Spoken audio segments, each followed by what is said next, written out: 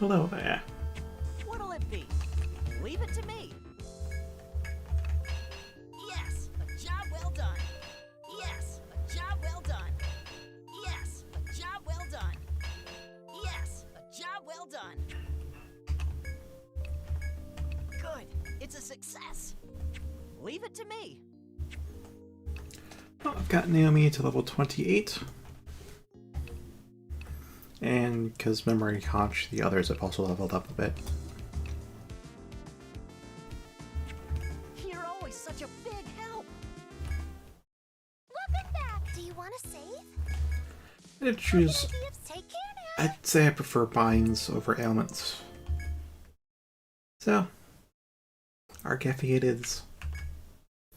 Now, let's get started, shall we?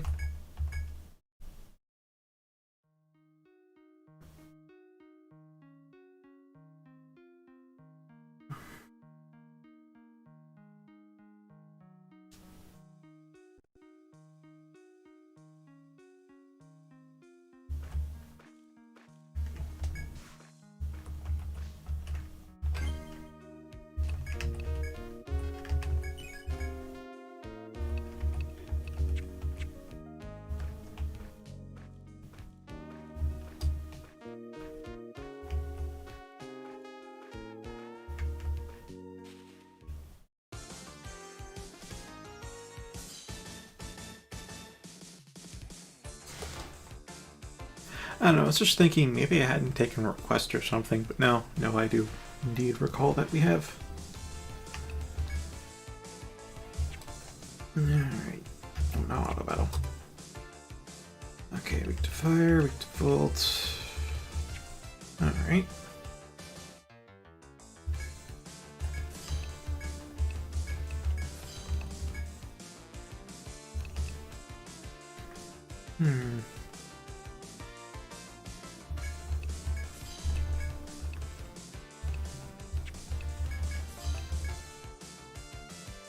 Yeah, let's fireball.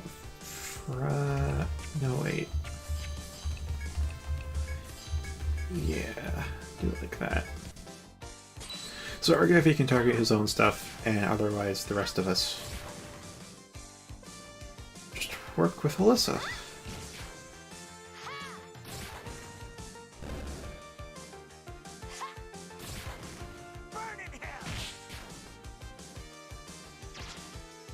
Haha!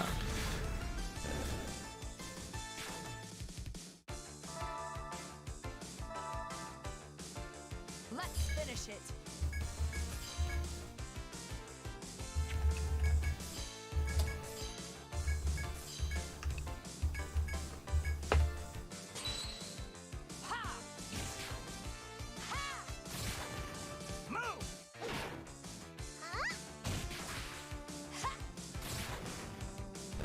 Oh, it's over already? Maybe we should have actually let that one transform. And I think we would have gotten the last piece we really needed for Alyssa's sword.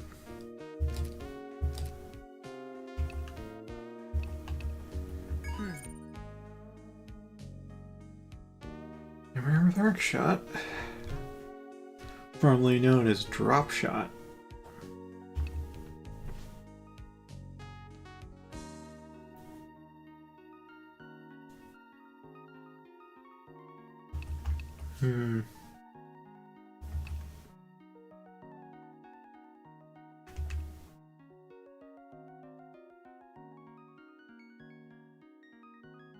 Yeah, neat foot pierce.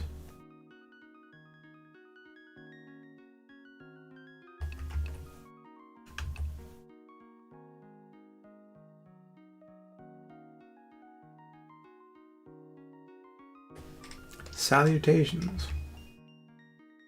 Just wondering how I'm going to spec Alari now that I've got Drop Shot.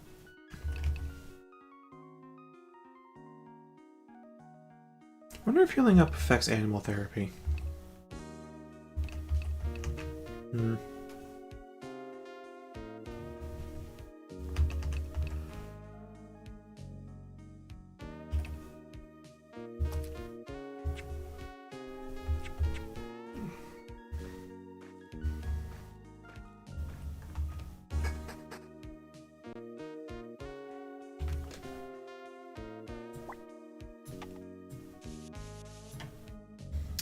Oh, it's just now the start of...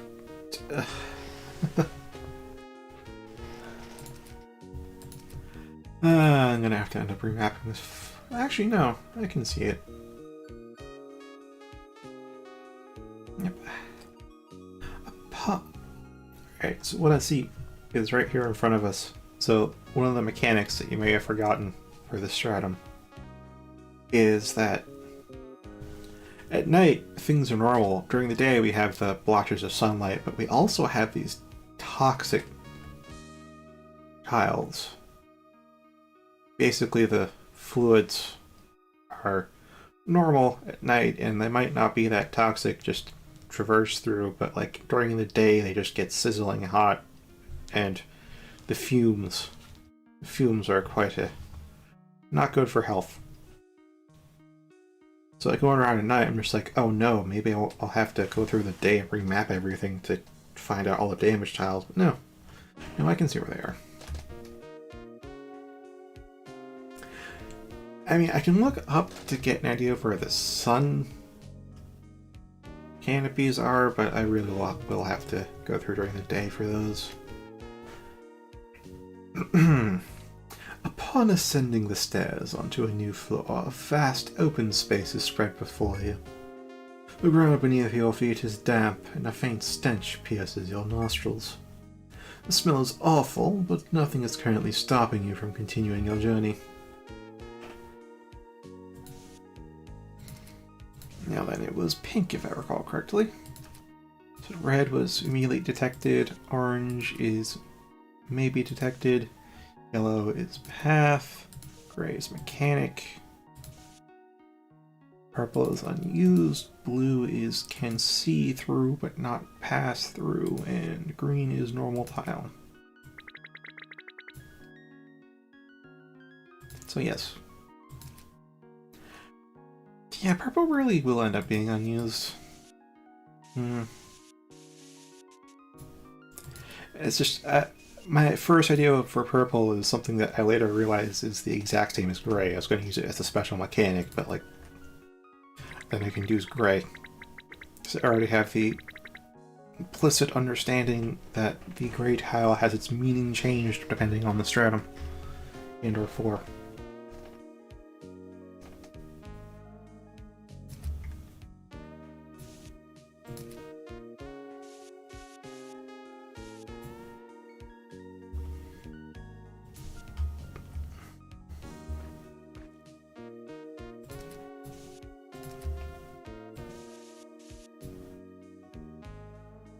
Hey Alex, welcome.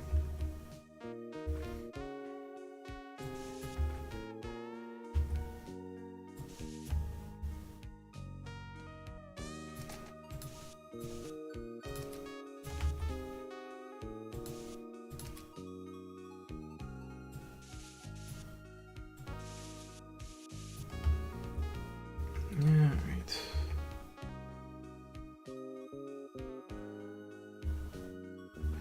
Honestly, I want to map out the entirety of the floor.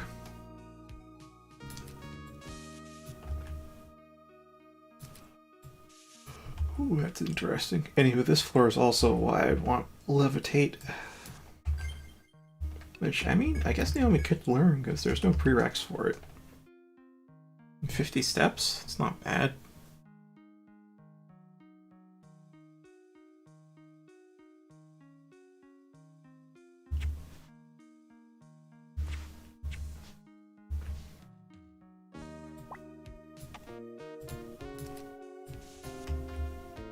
Well then. Found one! Not bad.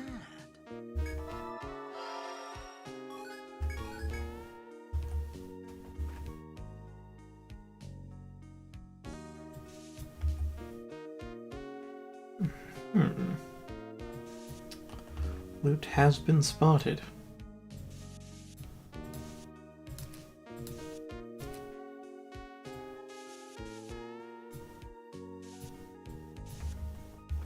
Did something just...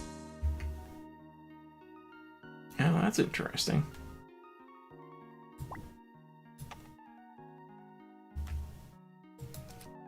Not because okay. Good. Because I was playing EOU for a bit, I wanted to be sure I was using the right icons for forced versus manual events.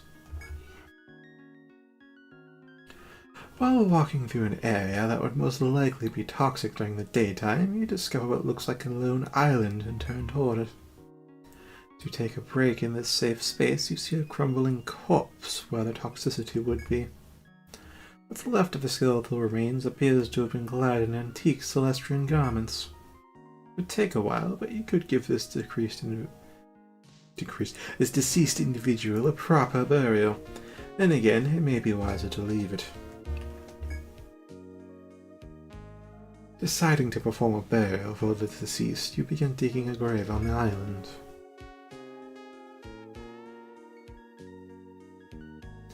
Sweat pours down your face as you continue to shovel at the marshy soil, but eventually you've dug a hole large enough for a proper grave site. After taking a short break to shake off your exhaustion, you carefully lower the skeleton down the hole, making sure not to damage it. Finally, you shovel the earth back over it and place a flower on the unknown person's grave. I'd like to know where we got the flower from. Offering a quick... Oh wait, no. Gertrude would have them, wouldn't she? Offering a quick prayer to rest in peace, you soon return to navigating the marsh.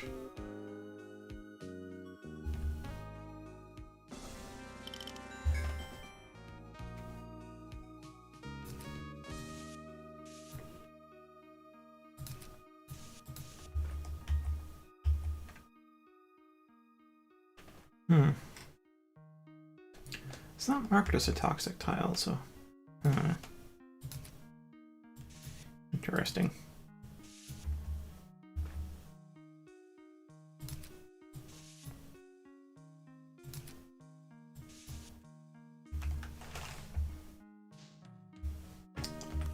Alright, so put 2 there, and there should be a treasure chest there. Ah, wonderful. Unknown enemy. And 2 annoying enemies. Alright.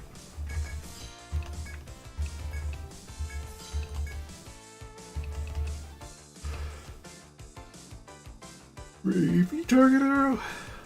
Maybe. Or maybe hunter shot.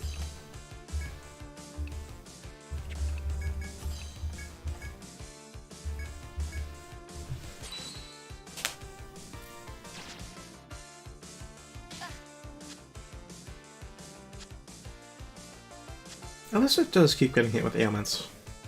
It's the only one that gets bound, of course.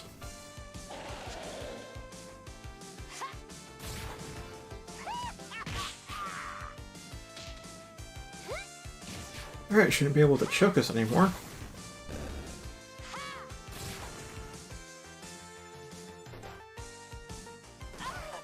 Time to show off.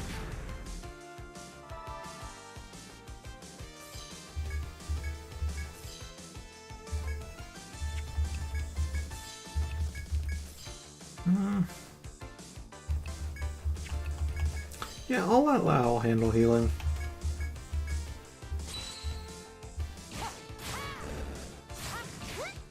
Let's see you handle this.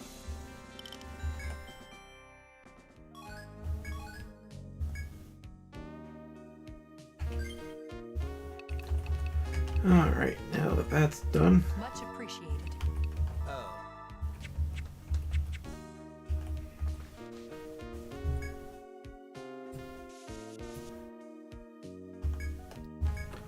Alright, the copy paste, you find a treasure oh, hello there. It really is you. That's like one piece of good quality gear right now.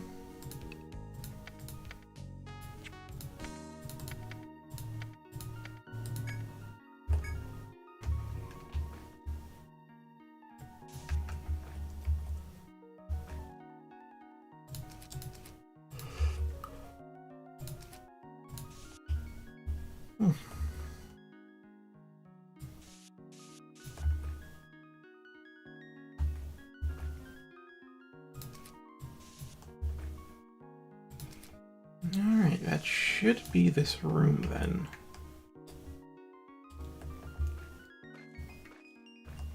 Or rather, the bulk of this room.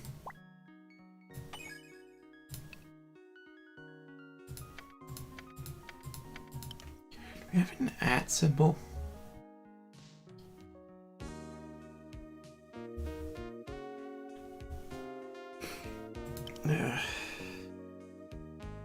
No, I don't see an @ sign.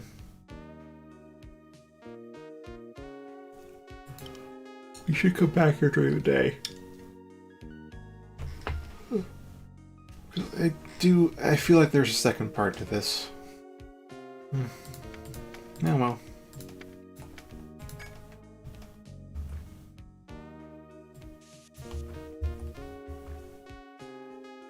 Oh.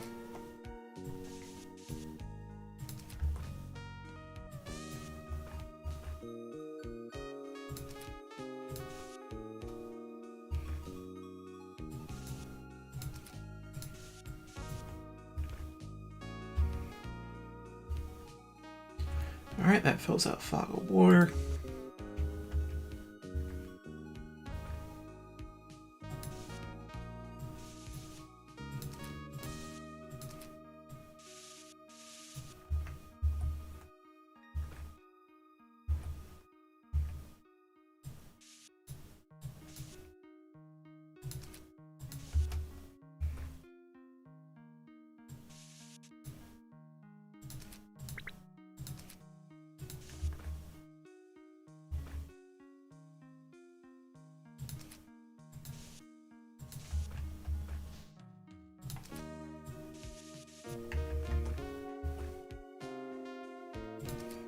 Alright, and there's... Oops. And there's that.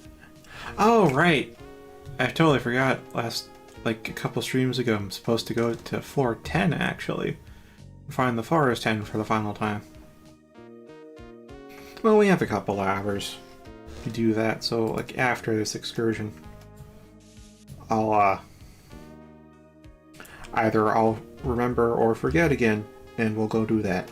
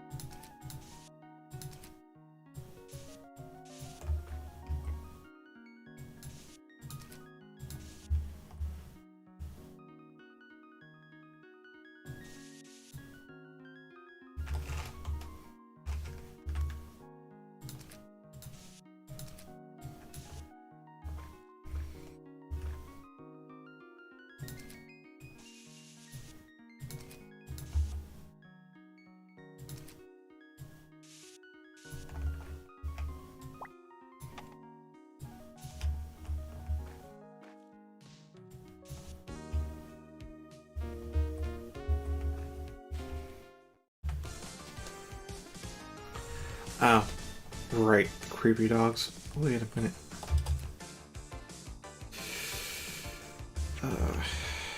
Okay, let's chain flame it. Double attack chain flame.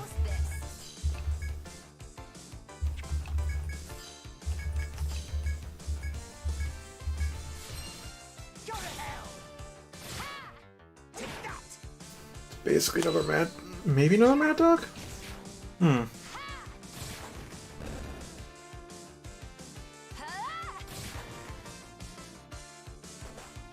This is it.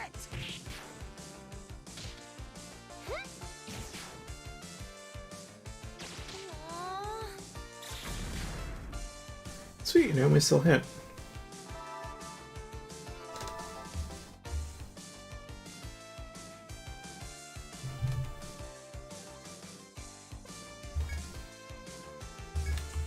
Alright, I kind of want one of the big boys to come out, so let's just smack that twice. Pop refreshing herb.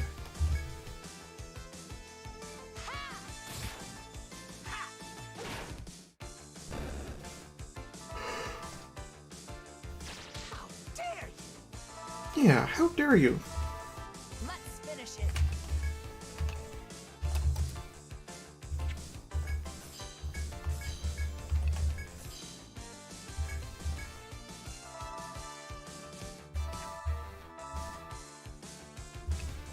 Alright, now we can chain flame it. Low blow.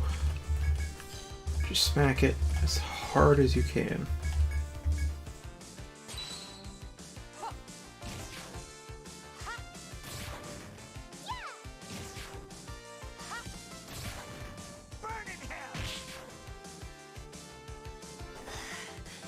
Not yet.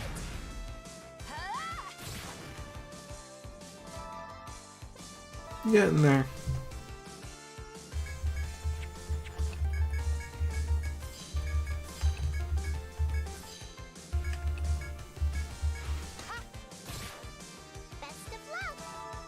Yeah, chain scales are fairly potent, but having poison from Arastia is also very nice. Good work, everyone. Just Arastia is not as good as Argefi for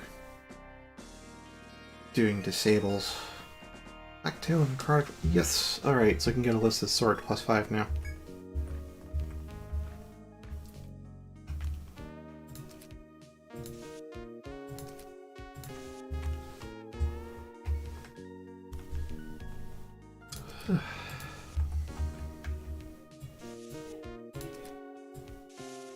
Oops.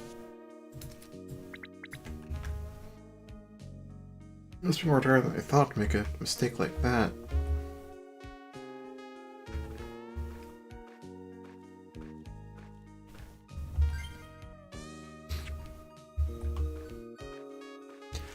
And I'm not even playing Untold right now either. Yeah, that is a bit of a conundrum, isn't it? For me.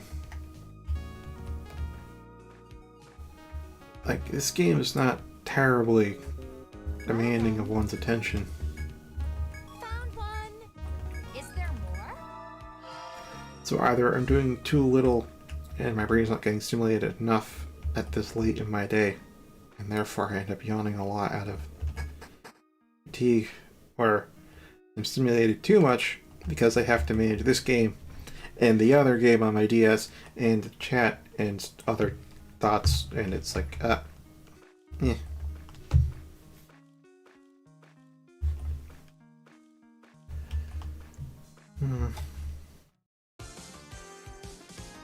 Anyway, I don't have Untold open right now because it...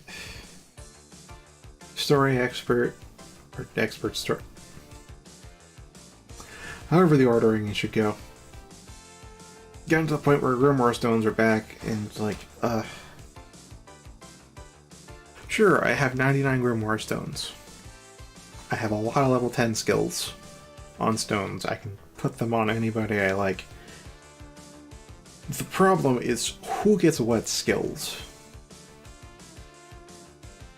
That I legit don't know. And initially I was going to have Simon get a Sword Grimoire, stick with his original concept, and give the party some cut damage, because honestly, without that, the party just does not have any cut damage.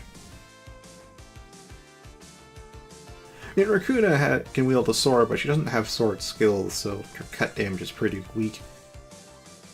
Which, of course, that made me think, what if I gave Raccoona the sword skills from the Grimoire Stone and set as Simon, and then go, well, Raccoon's also the protector, and she should be using the shield skills like every turn or something.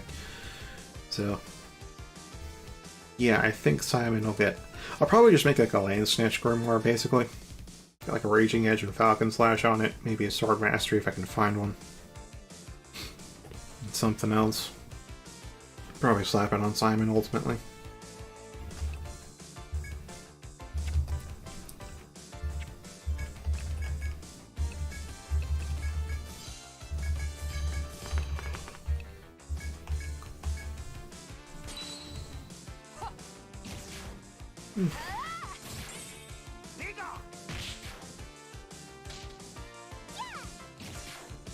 Let's see you handle this. Oh, no trigger.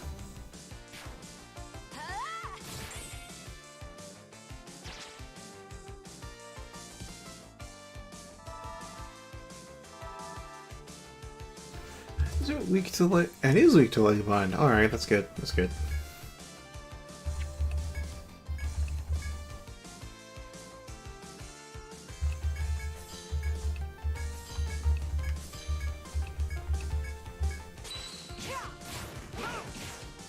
Time to show off.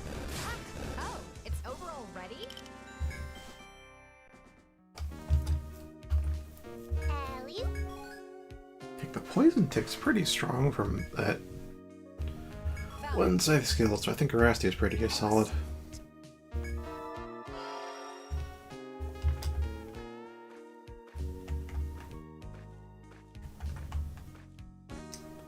Though I do have to... I should also disclose that I recruited another 3, so we now have an extra Necromancer, an extra Harbinger, and an extra Botanist. I know I'll still need to get a Shaman of the other alignment, because we have 2 buff-focused two buff-focused Shamans. Does not help that my room is pretty warm. Does not help my fatigue at all. Now, it is cold in the house, but I live in the same room as my PC. And 2 monitors.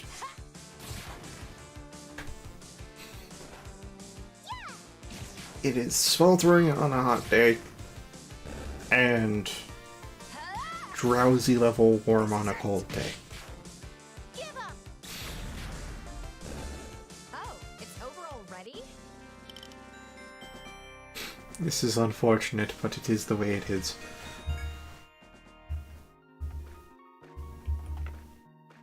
Because if my room were as cold as it was, like just outside in the hallway, it would actually be cold enough to like keep me awake and at least a bit sharp, but no. No, this is like I'm wrapped in blankets type of warm. Even though I'm not. Is there more? Just sitting in a chair, man.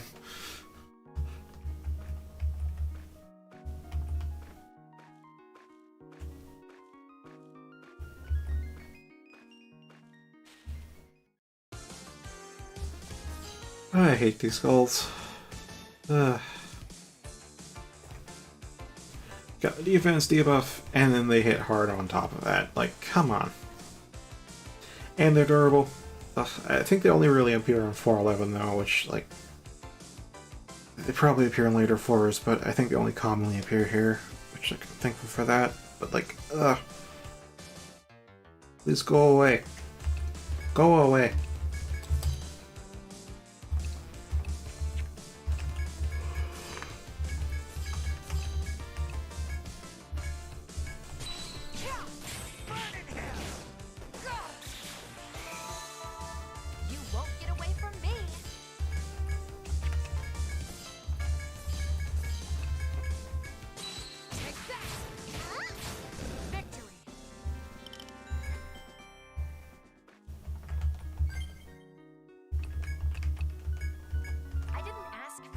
Much appreciated.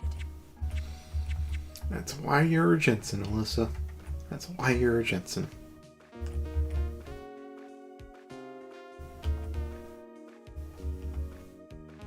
Also doesn't help that I had a very filling dinner, so tired from the warmth, tired from late in the day, tired from full stomach, tired from this being not fully engaging, just due to the nature of the game. Okay, it's all these things making my eye heavy.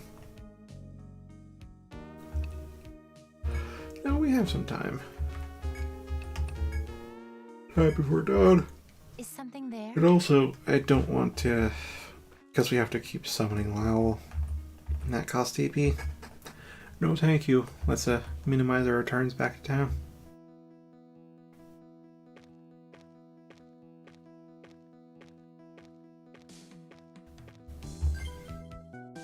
Alright, before we go in earnest, what fish do we have?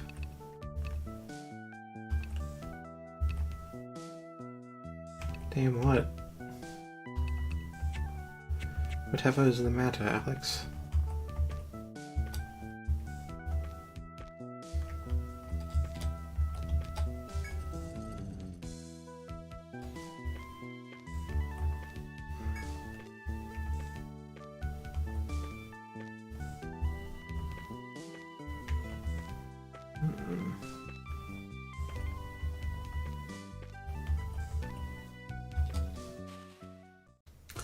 Yeah, I'm gonna have to just check through the whole floor tile by tile.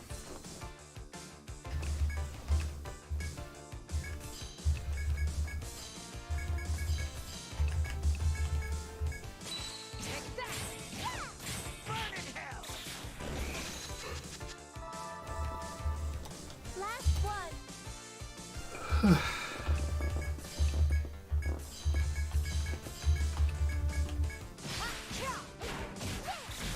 That was child's play.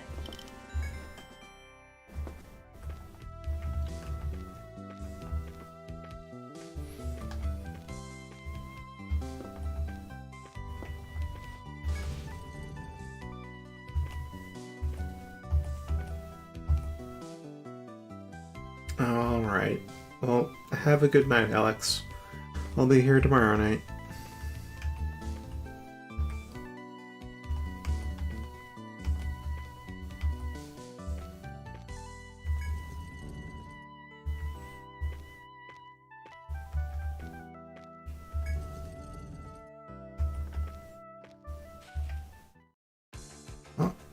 Oh, preemptive. Nice.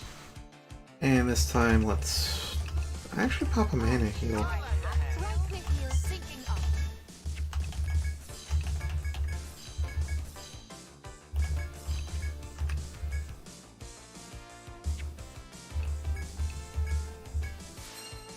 Are you ready for this? This is it. This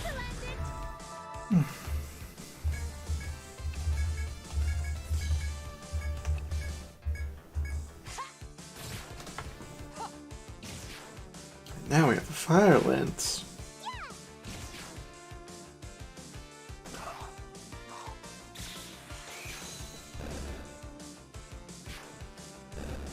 Great work, everyone.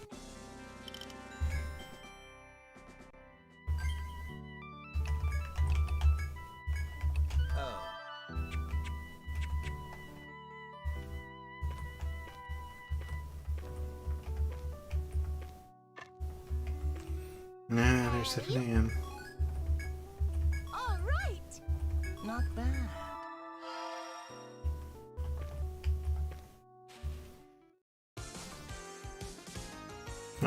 Okay, this demands chain freeze.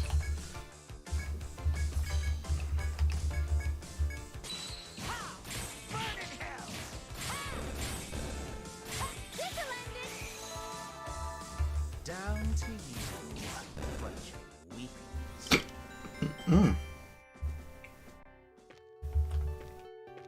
Unexpected hiccup there. And again, what hiccup isn't unexpected?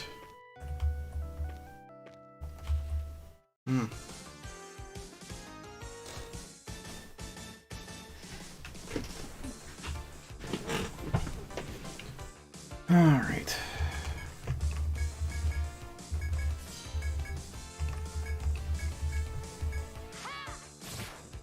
Take that.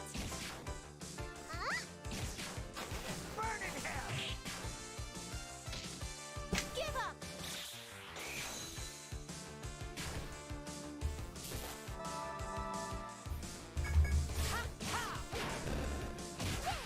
That must suck. Down to you.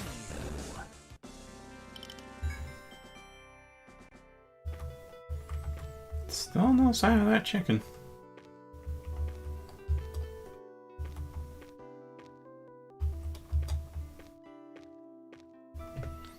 We did find it on floor 9, right?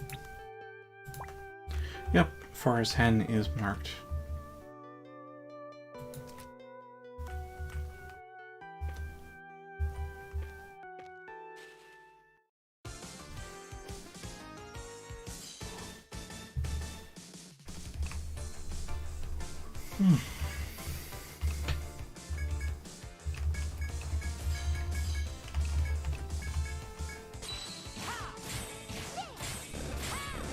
Hey, Zora.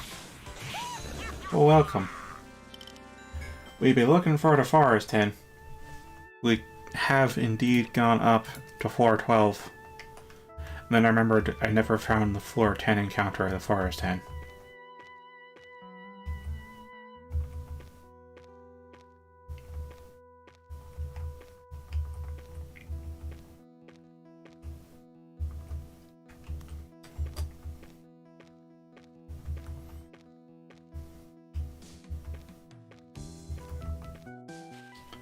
So, just gonna have to search here tile by tile. Maybe kill some foes along the way, maybe not. Actually, was there a pattern? So, there's one here in that room. So, small room.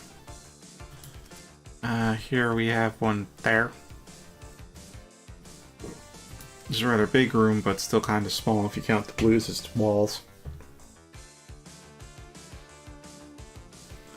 Here, level floor 8, it was in a faux room. Okay. Floor 9 is in a faux room, so maybe floor 10 will be in a faux room. It's not in this faux room, though.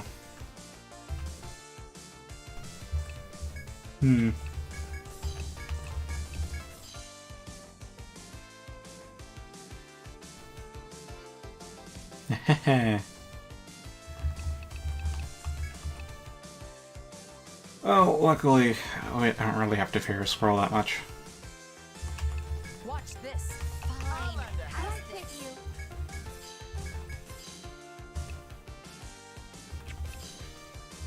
you. Oops. Yeah, I don't think we need to cast a spell this time.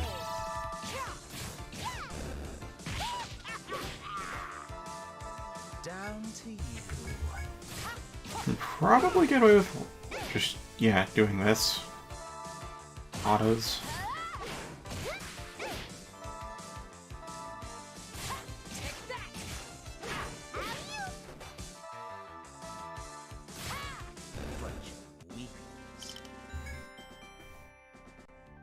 The thing is that I do want to try and check out rooms that I feel like would be more likely first.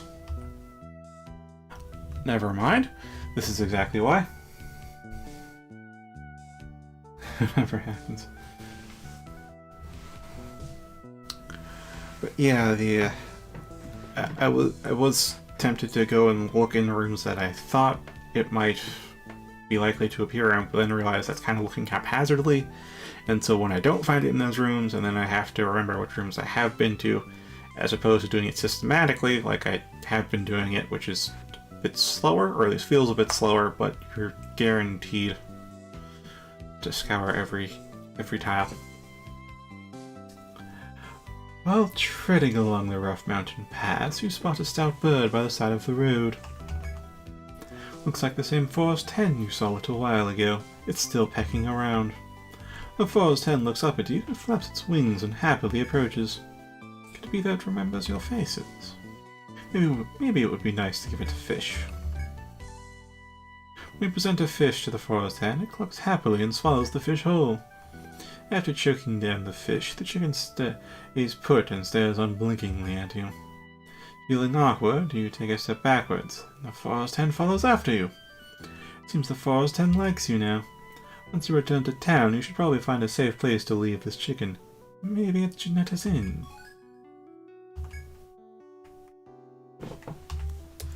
Alright. Event.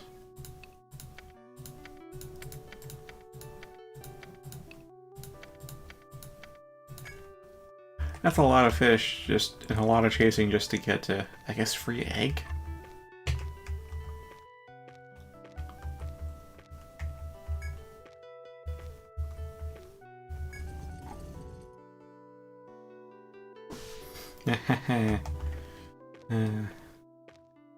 Yeah. Oh no, I get you. I get you.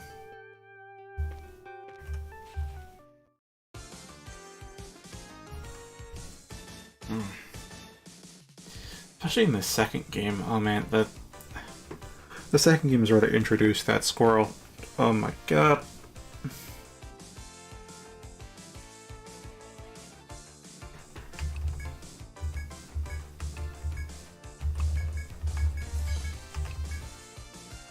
Still though, it is 100 and down the drain when it gets lost, which, I mean, early on that is kind of a big blow.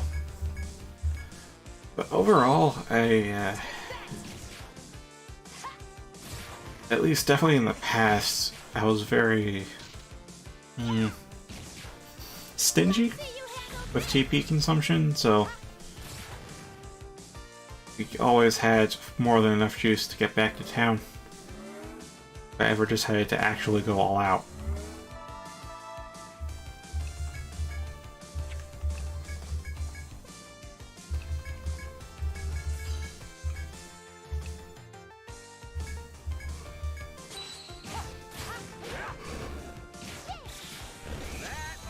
You won't get away from me.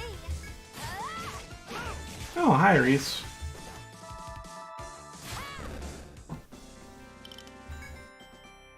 This is the same British lad Reese I've seen in months past, correct?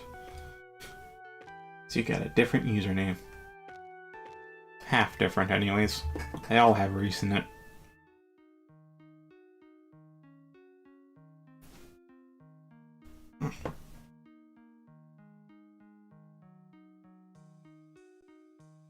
Oh, once again, welcome back.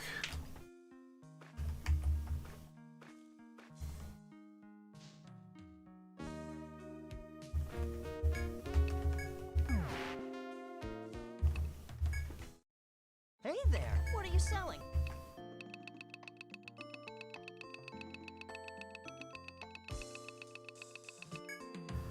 Okay, we got a lot of items. 5K? Nice. What are you selling?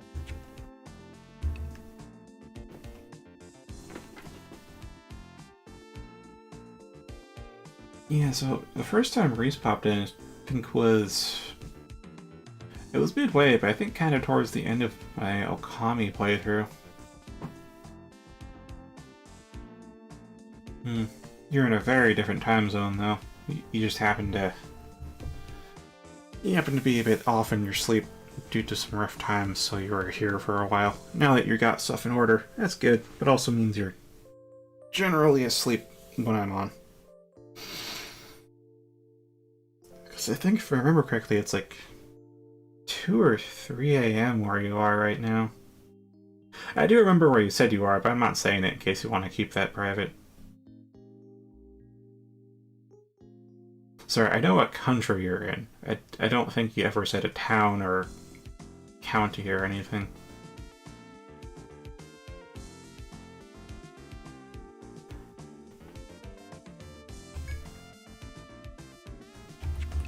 Leave it to me. Yes, a job well done. Leave Anywho. it to me. As you can tell from the title, this is Etrian Odyssey 5. Anything else? Dungeon crawler that I've been playing for... Sorry, a dungeon crawling series for the DS that I've been playing for 10 years now. I've 100%ed, like, most of them. So I have all the games. I have the first, the second, the third, the fourth, the first remake, the second remake, the fifth, and the last hurrah for the 3DS.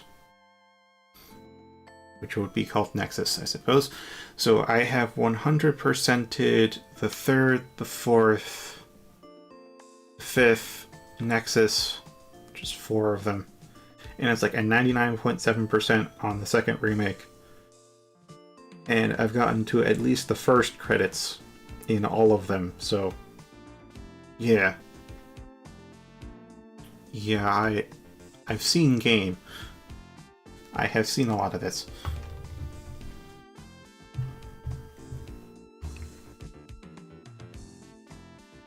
I don't know. I don't recall if you've stopped by since the schedule changes, but yeah, it is. It was like back in like 2011.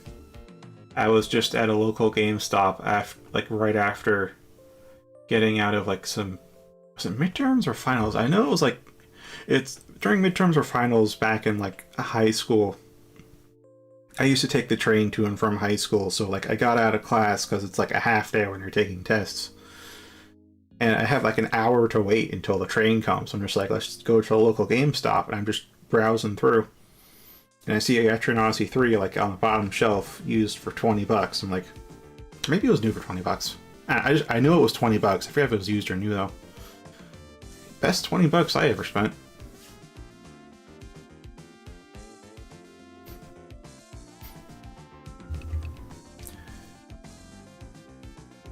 They are hard. If you do know what you're doing, or if somebody tells you how how to expect things, it won't be that hard. But yeah, this is I say it's the kind of game where even you should expect your party members to go down in anywhere from 1 to 3 hits. So if you're at the right level for where you are.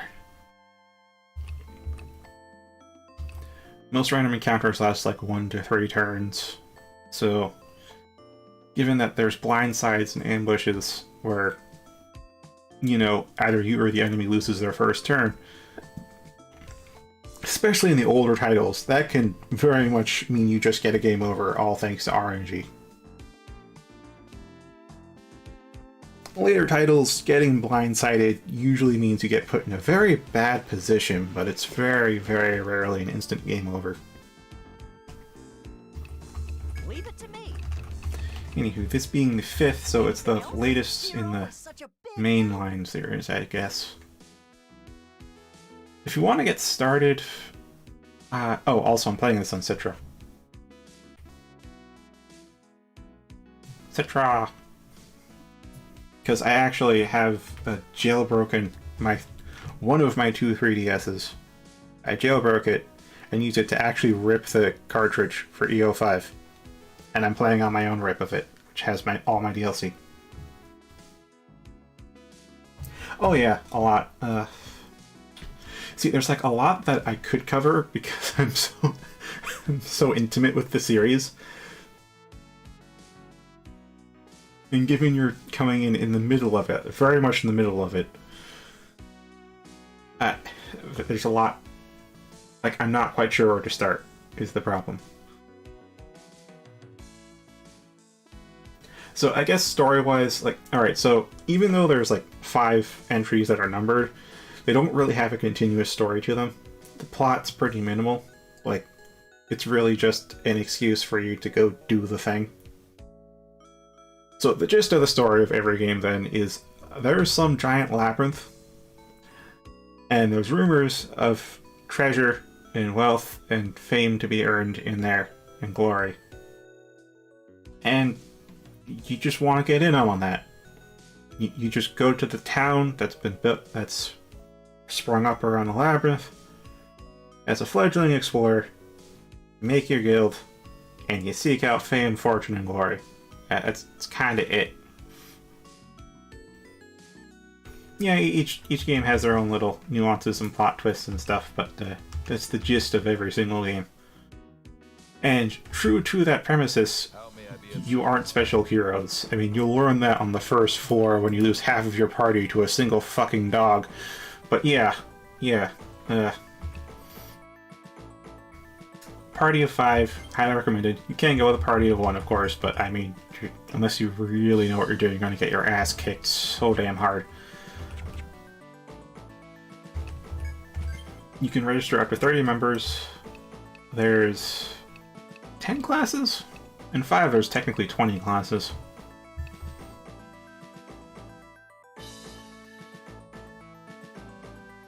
Yeah, basically.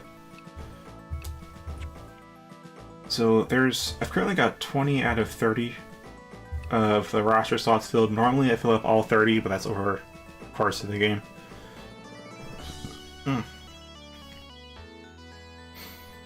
Fucking jumping ahead of myself there. So, there's 10 slots left, and I have put this offer forth to, I guess, everyone who sticks around, that I'll allow people to register up to 2 characters into the guild. Just, you know, if you wanna. Although, there are some limitations, no more than 3 of any one class, because if there's 10 classes and 30 slots, 3 of each class, you get an even spread. Unless I have a very, very specific, quirky party in mind. Like an all-necromancer party, because I know that can work. I don't know why I'd want to do an all-necromancer party, but like if I ever decide to, that would be the exception. So 5, one that has a lot of innovations, I guess, on it.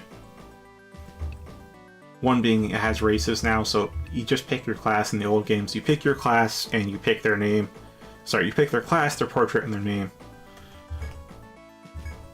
This being their portrait.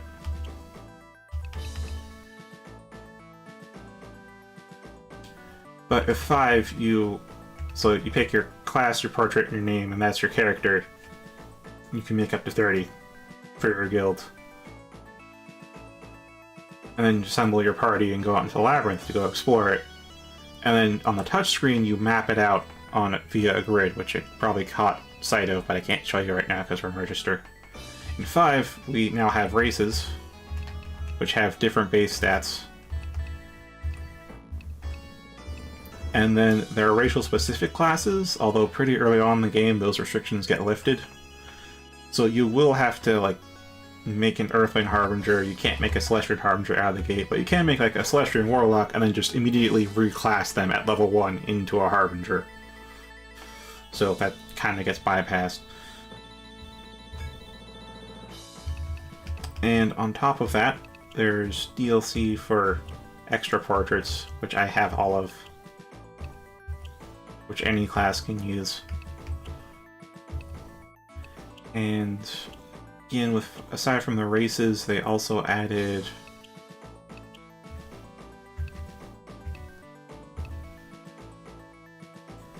that's unfortunate. Well, again, there's Citra, the emulator. You've got, as long as you've got, actually, it might even work on mobile. I feel like they probably have a mobile version of Citra. But still, if you got your PC, you can definitely find ROMs online for all, if not most of the games. Probably all the games, though. But in addition to race, we also, now in 5, we have RGB customization. Yeah. So, on top of that, you can make heterochroma as well, which is... it's something.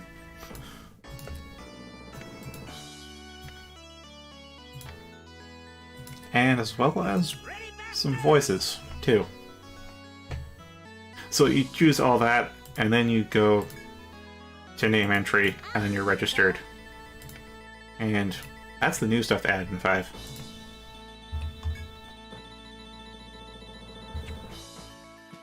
At least the character creation. What would you like to do? So yes, I registered Cestari. Alyssa was registered by Alyssa.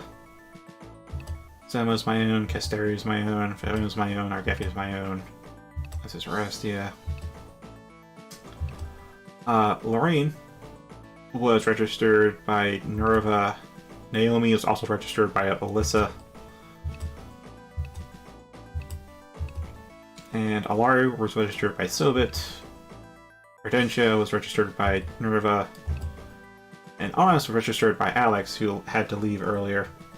Like 20 minutes earlier. And that's it currently for the people who've been characters registered by others. So yeah, I can give you a rundown on the classes if you want to register a character or two.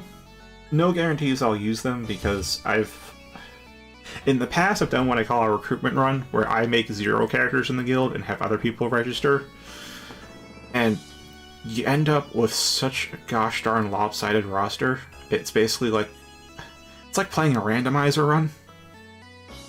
And trying to make like a good party out of that is, I don't want to do that. So I'll register your characters and I will prioritize them in putting them in the party, but I'm not gonna try to shoehorn them in.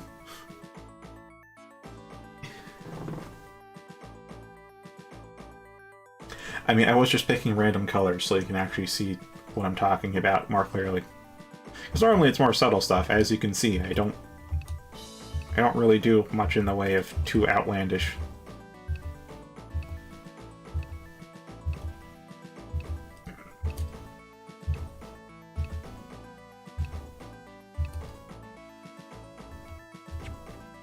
But yeah, at this point in the game, you've unlocked secondary classes, I guess mastery classes.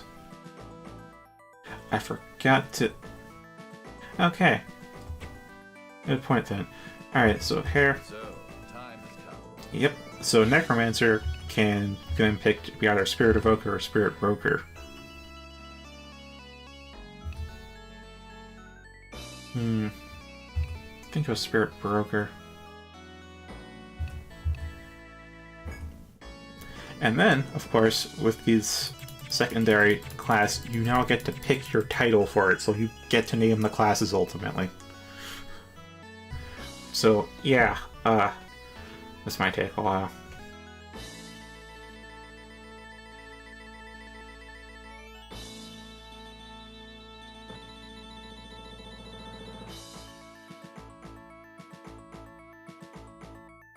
Oh wow, that is old. And yeah, if you wanna... A recommended entry point to this series would be Etrian Odyssey 4. It's...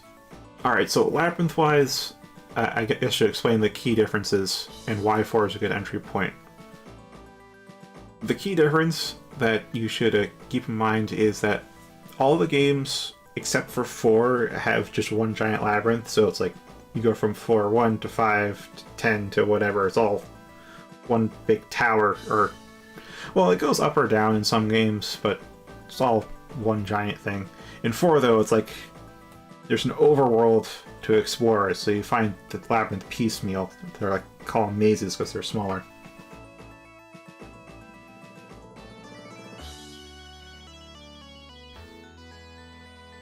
You know, like in 4, you basically explore overland and then find the first maze, and that'll have like 3 or 4 floors. You clear that, and then you go on to the next bit of overland and find the next maze there.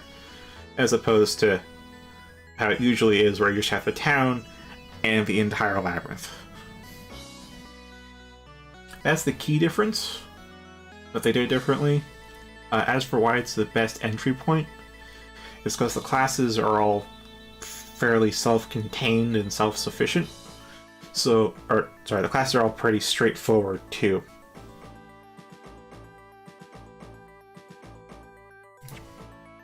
I'll come up with a name later, because I'm not using them right now. It's gonna be expensive to arm out everybody. So, if you start with 4, you don't have to be that skilled at making the right party to actually make something that works well.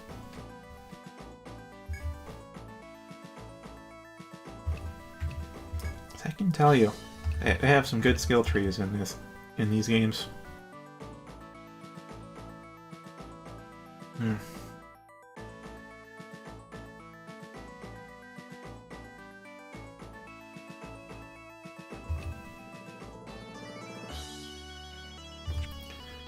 Alright.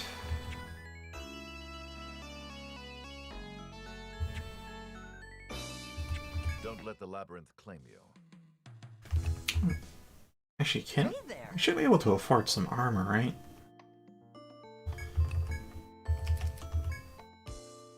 Yay, Fuscamp. Deal. You wanna equip it here?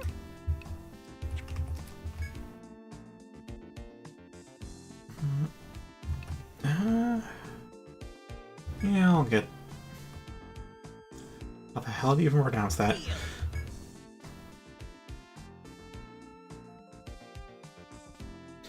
Yeah, I think trying to explain it all at once is a bit much, but it's not overly complicated to start. At least it's not too overwhelming. You know, with the classes, I always like theory crafting with the classes, because they have these very nice skill trees for them. And of course, in 5, you have, of course, 2 master skill trees, depending on which spec you chose. And also the racial skills, but that, again, that's just unique to 5.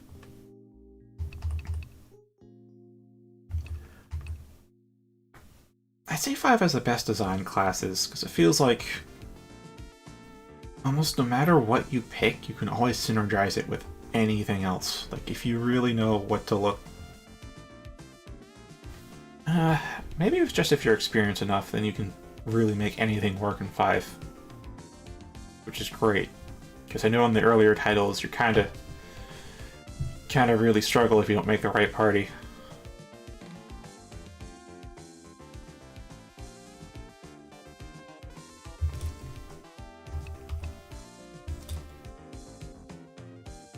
Yeah, like, and I guess an example of some of the synergies to look out for is, like, in the second game, there's the War Magus class, which has all these skills that do extra effects if the enemy has a status ailment on them.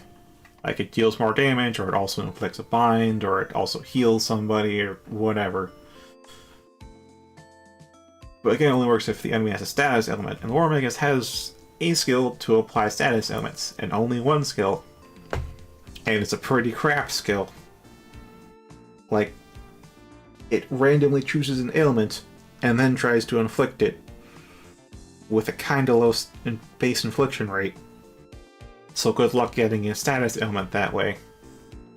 So instead you want to pair them up with a Hexer, whose whole MO is disabling the enemy with debuffs, binds, and status ailments, and has very high infliction rates, and you get to choose what the heck you inflict them with, of course. No RNG there, aside from the infliction part.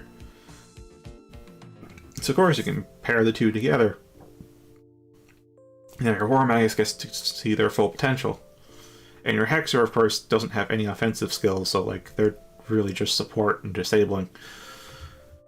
Meanwhile in 4, you have the Nightseeker, who again has like deals more damage to enemies with status ailments, but they're also the class that's like the best at inflicting status ailments. So again, it's like self-contained synergy there. That's kind of how Force classes are designed. They're all pretty straightforward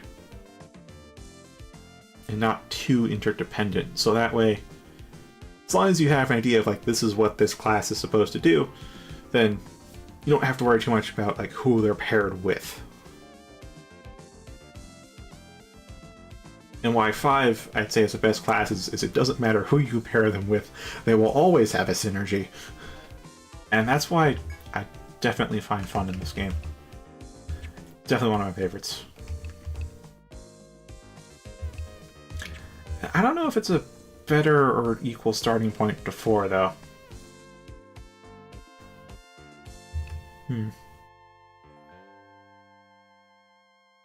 There are the Untolds, though, which are the remakes. What I said are the remakes because when they moved to the 3DS from the DS, they decided to try retrying the first 2 games because they were pretty rough. Or pretty rough attempts. And I'd say the first Untold I wouldn't recommend. If you're going to play through the whole series, go ahead, but I wouldn't recommend starting with it. The second Untold, though, is honestly one of my favorites. They really improved on that one. It's not like they did one major thing wrong with the first Untold, just a lot of little things all add up to make an overly frustrating experience.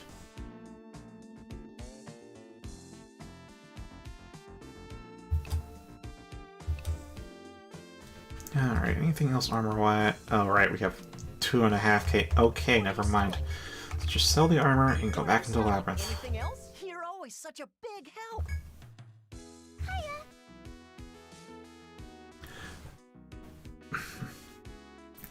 Oh, where'd you get that birdie? Wait to look after it for you. Of course. Sure, I'll take full responsibility. By the way, is that an edible bird? Just kidding. Even I wouldn't fry your fowl without permission. Come along now, little turducken. Huh? Oh, that's just its new name. Hey, hold on, little turducken. Just ate the fish I was going to cook later. Anyway, don't you worry. I'll make sure to fatten this bird up before we cook it. Welcome back. I guess we'll get eggs now every now and again. Take care now. Oh yeah, that's one of the little side mechanics here with 5. So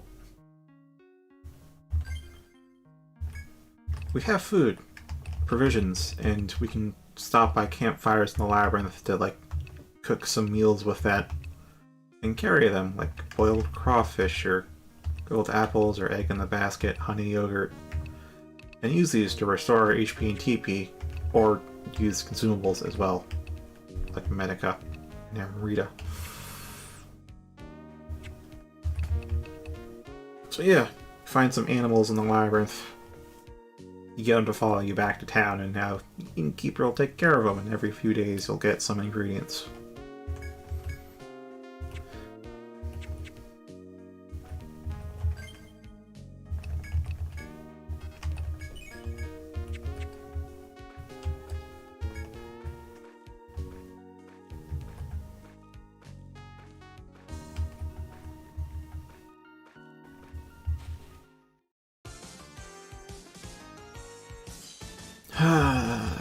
Well, I think we can handle this. There's one thing I should do then is mana heal. Right with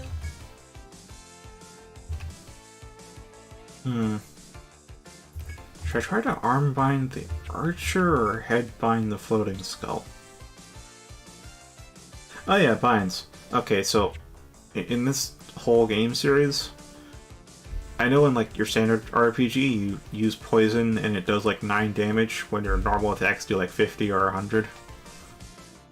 And it's just not really worth it to use poison. Yet when it's used on you it's like 10% HP per second or something. It's not the case in Etrian Odyssey. It's yeah, the ailments are it's the same between you and the enemy. See, we have here, starting in the second Untold, they have this extra information in the Monstrous Codex to show you ailment and bind resistances, but yeah, like poison, you inflict poison with the right skill, it's going to be like 700 damage per turn, which is enough to instantly kill a lot of things, or like grievously wound others. On top of that, we have like blinds. It's the first one. That reduces your accuracy by 2/3 and disables evasion. Paralysis, where you have a 50% chance to just lose your turn, and you also can't evade. Panic, where again you can't evade and you just randomly attack either enemy or ally with a regular attack, no skills. Sleep is sleep. You'll wake up if you take damage, but you also take 50% more physical damage. So if you can work around sleep, you can do a lot of damage. Curse is the only thing that's honestly not useful to the player, just because of how the numbers work out. It's a 50% backlash damage, so if you deal 100 damage to the target, then you take 50, and same then, if they do 100 to you, then they also take 50. It's just like, look, we have 164 HP. This thing has 432 HP. And it's going to deal like 70 damage to us, and we're going to deal like 400 damage to it. So going by those numbers, Curse is a lot more deadly to us than it is to them. So that is the only useless ailment in the whole game. Whole series. And it never has really changed. Petrification has changed in 5. It was effectively instant death to enemies, while to your party, it of course turns them to stone, but they aren't... Effectively, they're dead, but if you just use a refresh or a Therapy B, they're fine. They also take reduced physical damage. In 5, it changes to a temporary status ailment instead of a permanent one until cured. But so now it doesn't instantly kill enemies, instead it turns them to stone, disabling all of their turns until it wears off. But they also take half physical damage. Then we have instant death and stun. And stun is you lose your turn, but only if you haven't acted yet. Then there's binds, so... which, I mean, our Gephi's all spec'd out in. I'll just go with concussion.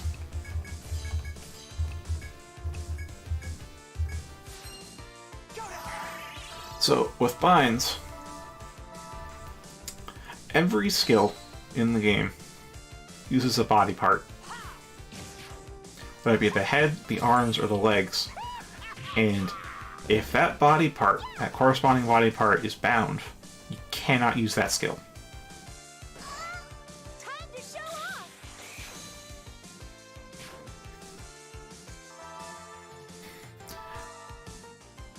So, of course, a bind on the wrong vine on the wrong party member can be quite lethal to you. Like an arm bind on Artrifa means she can't heal us at all until the arm bind's gone.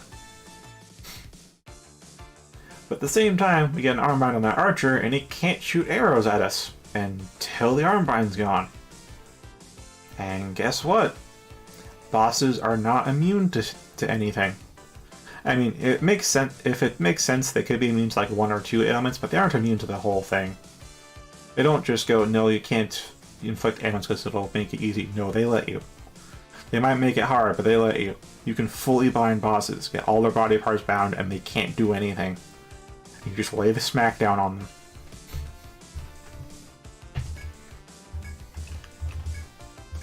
Which is why I love binds. They aren't really area of effect. Status elements can be linked with area of effect attacks, but binds are generally single target.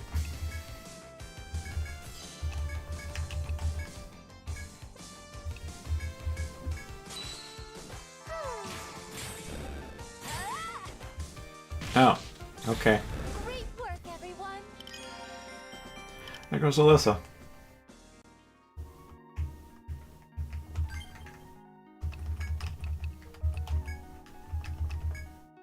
I didn't ask for this.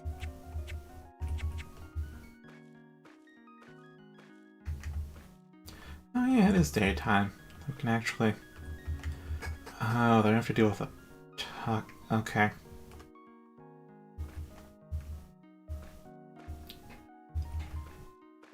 But I wonder if there's a secondary event here. No? No. Alright. I'll check back again at night, I suppose.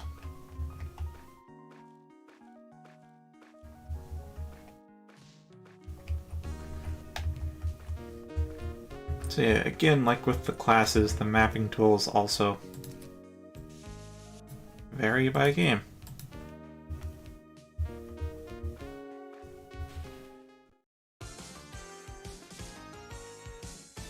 Oh, and then a rare... okay. Rare breed.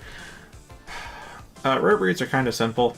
It's just they award 5 times the normal XP that they should. But they always go first. They have a high chance to flee from battle. And they also get stronger as the battle progresses. Like, they deal more damage and take less. Mostly deal more damage, though. They don't take that much less. It's barely noticeable.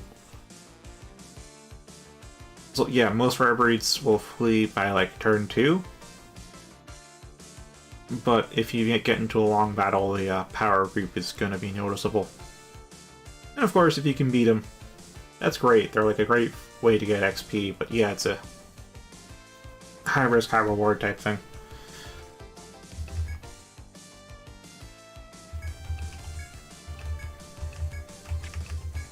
Of course, if you bind their legs, they can't flee.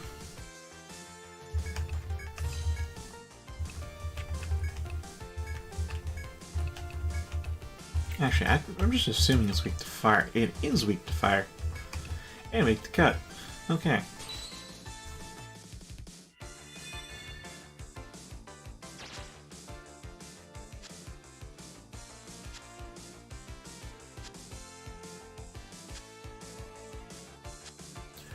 Ah, that's good. Ah, no leg blind. Nope, no leg blind. If we don't kill it this turn, it's gone. And it's dead.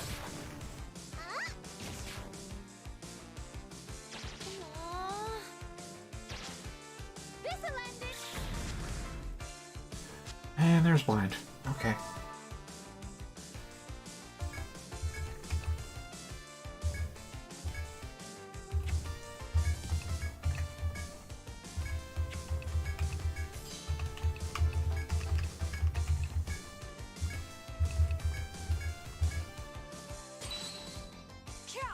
Yeah, so mapping-wise, you've got a grid to draw, and you have your tools.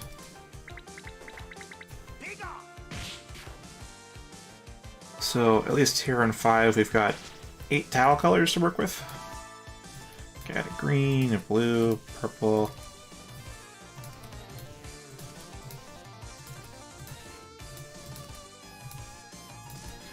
as well as walls. And draw.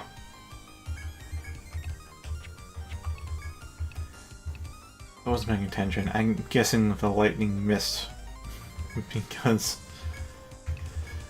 the reaper probably cured after Naomi cast. Got the turn order right mixed up.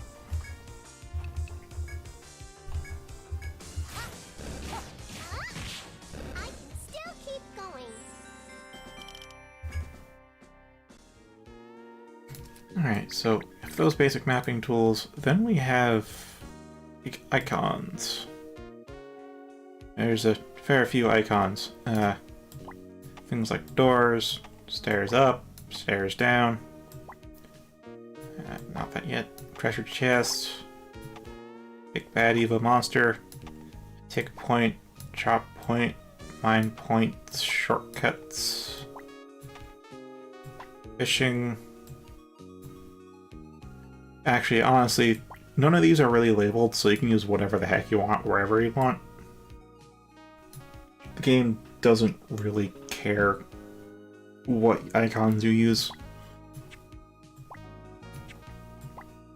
Like, I think like the first mission and maybe like one request afterwards, very late in the game, might ask you to actually map a place out and hand it in. But they're really generous. Like, you can honestly frick up like half of the map and they'll still give you a passing grade. The game really tries to be as generous as it can with the mapping. And if that's really not your cup of tea, like really not your cup of tea, in the options there is auto mapping, which can map the tiles you step on and or the walls you step by as well. I prefer manual though, because having to like, it's therapeutic in its own way. So, you know, stop and look, and map things as you see them. Then there's memos. So these little things, yes, they let you type out notes.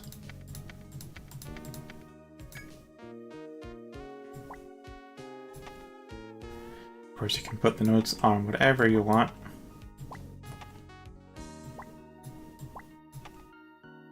And, well, when this dialogue's over, you'll see the other thing they have. The Iris Cemetery seems to go on forever, but along the way you run into a familiar duo. Long time no see. Solo greets you while Lily flashes a big smile. Gotta admit, I'm surprised you're keeping it together in this hellscape. Not too shabby. Even the cool and collected Solo can't help but look impressed at your meteoric ascent. I have good news and bad news. Bad news is, an urgent situation came up at the council hall. It's about the third stratum. Good news is, I just so happen to know a guild that can hold its own against the horrors of the fetid necropolis. You. The Harbinger tells you to return to the city. Usually we'd lend a hand too, but this time our hands are tied. We're getting close to what we've been searching for. Lily and I can feel it. With that, Solar nods at Lily. The necromancer looks a little tenser than normal, but they both turn and walk to the northern edge of the area. The stairway to the next floor is north of here, but for now, you need to head back and help out with the council first. And just like that, Solo and Lily are gone. If what they said is true, it would probably be best to first prioritize the new mission at hand. The council is likely waiting for you now. You can get more details down in Ioris. Yes, that's the other thing with notes. Is that once you look at a tile that has a note on it, it'll pop up on the top screen.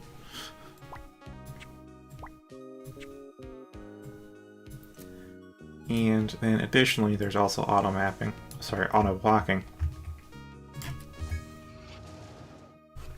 Hands off the keyboard.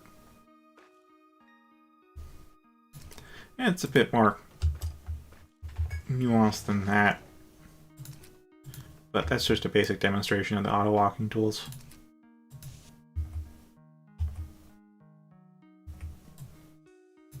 And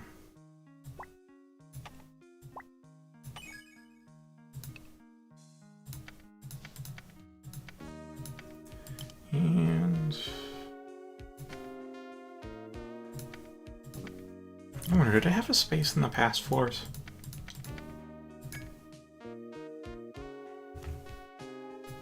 I think they popped up.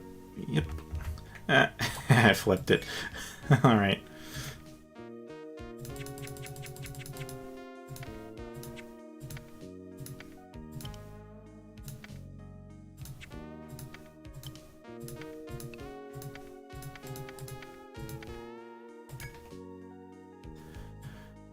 Alright, there we are with them.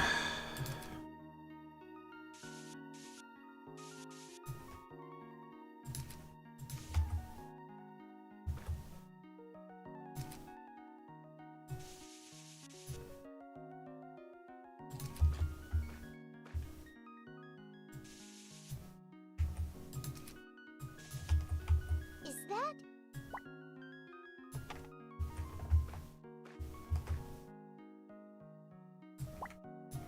Yeah, we probably can't move through these doors until we accept the mission. It happens a couple of times.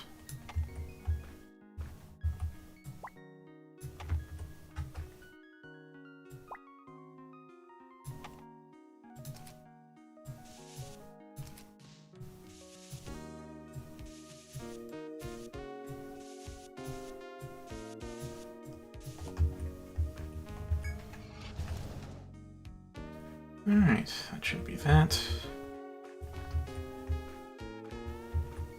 Alright, to explain my mapping though, I mean, the notes are notes, but how I use the icons. Door, locked door, stairs obviously. This is something I haven't shown you yet.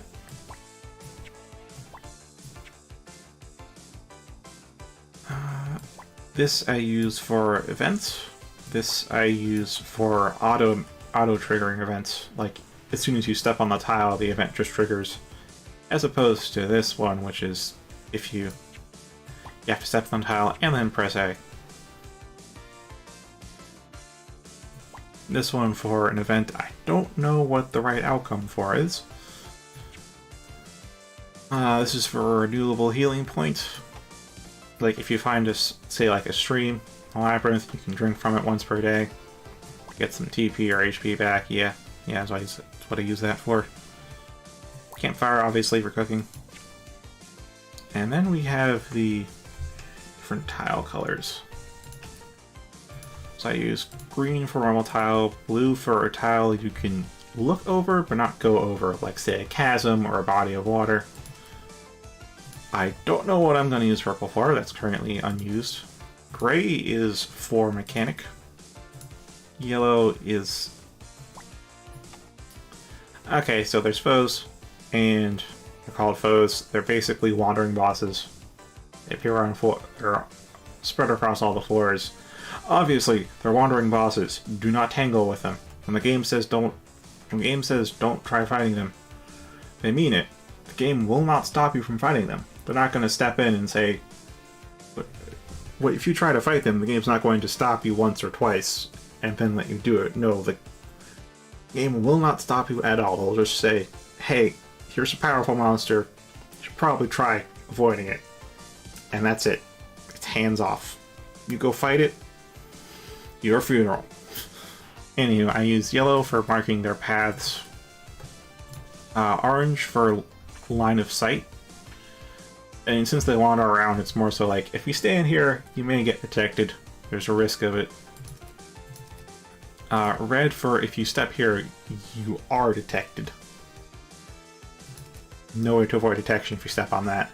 And then pink is just damage tile. You step on that, you take some damage.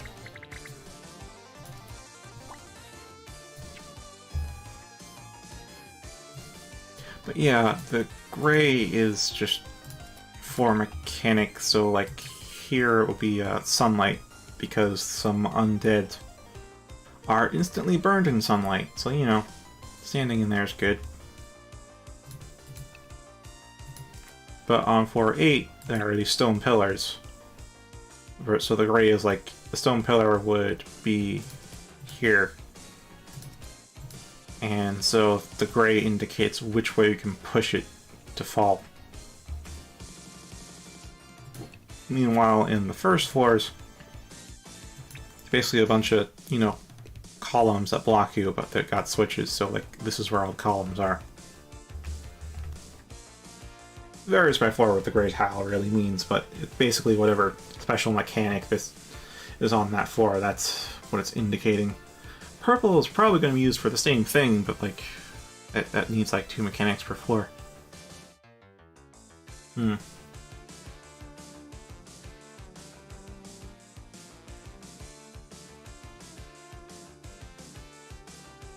Anywho, back to the actual fight at hand.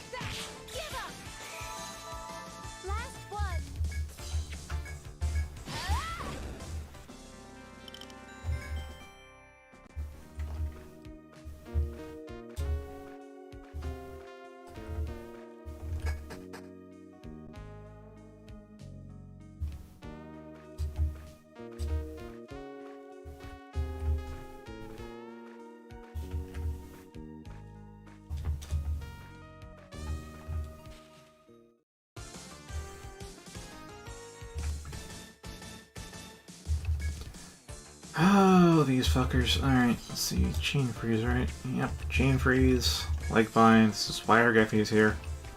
Otherwise, I'd have Arastia. Arastia's honestly better with her blind target ailments. Stab that, and Icicle Lance.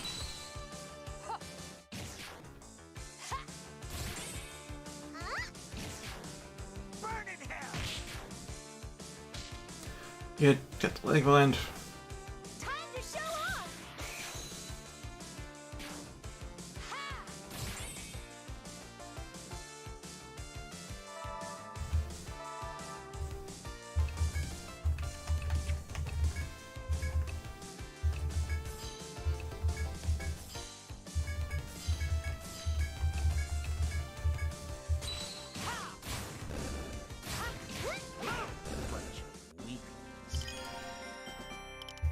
There we go.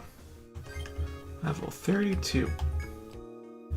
And 13 TP on Alyssa. That is very much not good. Alright, what does our Geffy need?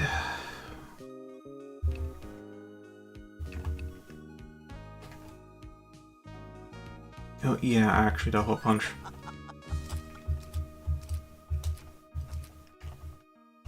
Nice.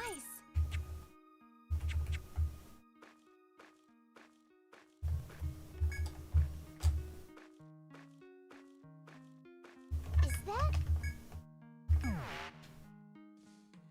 Hear ye, explorers of Ioris! The Arcadia Council has announced a new assignment.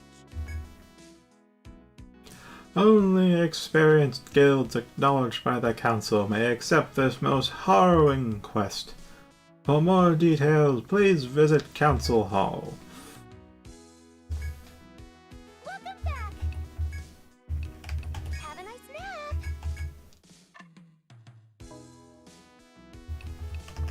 Take care now. I'm considering, well, with double punch, our Geffy might still be quite useful, but I'm considering bringing Arastia along instead.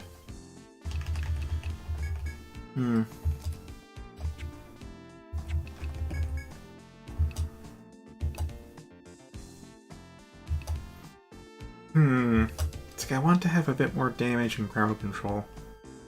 I'm not quite sure how I want to go about that.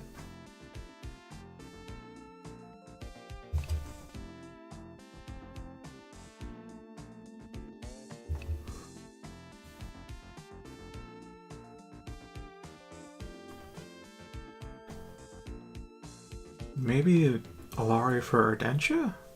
I mean, that could could?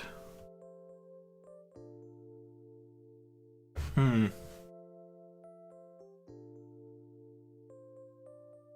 I'll work with Alari for a bit longer then. So maybe I'll try Arastia for a bit instead of Argevi.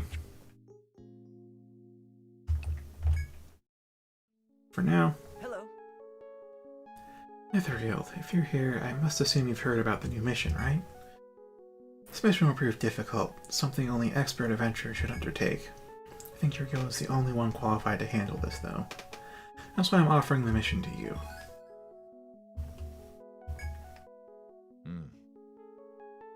Allow me to demonstrate, Prince Romus. So, first use the mortar to grind up the yes, then you roll the meat into a ball, and... Igor here is showing me a Etrian fish recipe passed down from guildmaster to guildmaster. That's all there is to it. I should get back to the Explorers Guild now. Mind your manners while in the presence of the prince.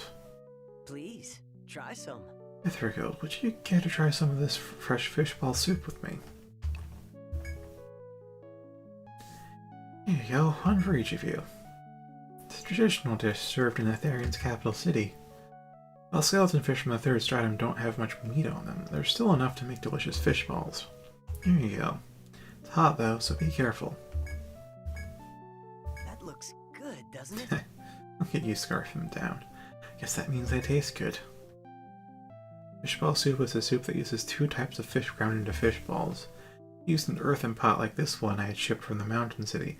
You even cook it in the forest. I bought it as a spare, but I think it'd get more use if you had it. Next step is to put some mandra potato into the fresh milk soup. Hello. Didn't see you there. Oh, we have even more recipes now. I need to run up. I was just cooking. I heard about a strange vegetable growing in the third stratum, so I bought some for myself to test out as an ingredient. Sure, in olden times it was used in spells and alchemy. People even called it the devil's food. But a brownie traveler taught me a delicious way to cook it. First, you peel its skin and remove the buds, then you cut reasonable sized slices, add fresh milk, and flavor with spices. Brownie call it traveler's stew. Apparently they make it whenever they acquire mandra potatoes. Try some. Follow the recipe exactly. Would you like to try some? So rarely get to cook for anyone, so it's nice to get the opportunity. So, how was it? Did it taste good? Oh? Really? Yeah, that makes all the hard work worth it. Traveler's stew is made with fresh milk and peeled mandra potato. Remember the recipe. As long as you have a small pot, you can even make it outdoors during your adventuring. Well done. Ah, map of floor 11. I've added to the registry. Thank you. Well done. Which will you register? Well done.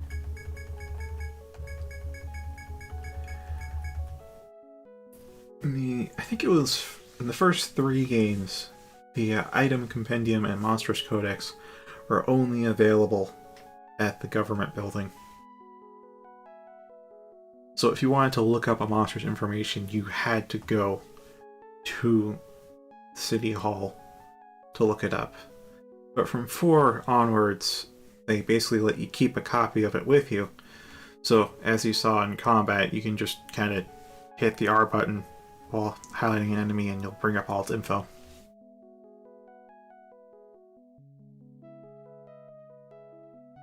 So for a while, City Hall kind of became a bit redundant.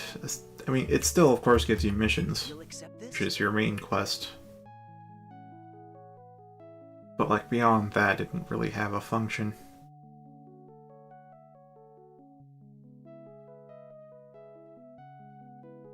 Okay, so equipment belonging to a legendary Earthlane Dragoon is rumored to be somewhere on floor 12. Find his effects and bring them back to the council at any cost. We are in your debt. Thank you. As for the details of the mission, these come from the Imperial capital itself. I've mentioned the war waged at the foot of Yggdrasil, haven't I? Even though a great battle was fought there, the truth is we don't know much about it. After the war, the ruined land became forbidden grounds. While Yggdrasil has since healed, we've learned little about the war itself. The exploration of Yggdrasil resumed, we informed the capital that one guild had managed to reach the third stratum. They sent back an order to investigate the third stratum and to retrieve the belongings of a great dragoon who died during the war. Apparently he was royalty and went to battle clad in legendary armor. According to legend, the royal family received the gear from the golden dragon that guarded the earth in ancient times. No way to know if any of that's true, of course, but Earthlings who own the lost treasure would like it back. I want you to go to the third stratum and find the dragoon's 4 effects on floor 12. His gun, his great shield, armor, and helm. I realize much of the third stratum is still a mystery, and this mission will be dangerous, but the council can't turn down the capital. Here, take these. The royal sorcerers are able to use mana detection to deduce the location of each effect. It should point you in the right direction once you're on floor 12. Be on your guard out there. Good luck finding the Dragoon's legendary gear. What would you like to do? Please, be careful out there. How may I be of service? Alright. So let's again, Rastia. Alvari, so we do technically have leg and arm bind with Hunter's Shot, but because they're in the same skill, I can't really pick which one. And Naomi. Very well then. Is there something else? Okay, no extra skill points. Don't let the labyrinth claim you. Hey there! Okay, leather vest. We are giving you a Fuscan. Wanna equip it here? Anything? What are you selling? You got yourself a deal. Check out my new wares. Anything Oh, else? guard. Nice. What do I Alright, otherwise, what do we have? Wheel gloves is the highest. Gilly is the new highest. Interesting. Higher than the spring shoes.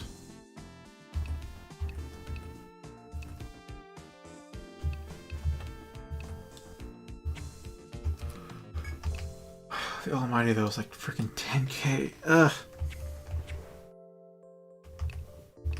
Anything else? You're always such a big help.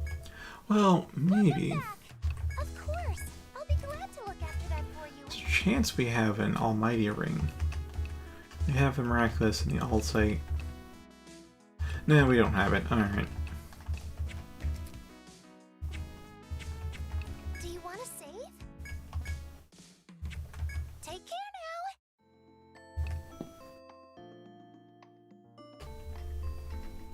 now. Alright. Now we can actually get out there and go further into the floor.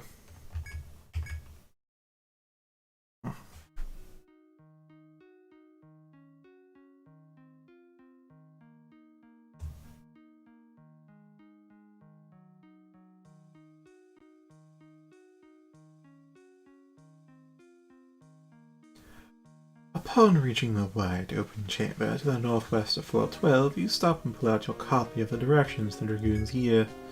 It says reading came from an island surrounded on all sides by toxic waste.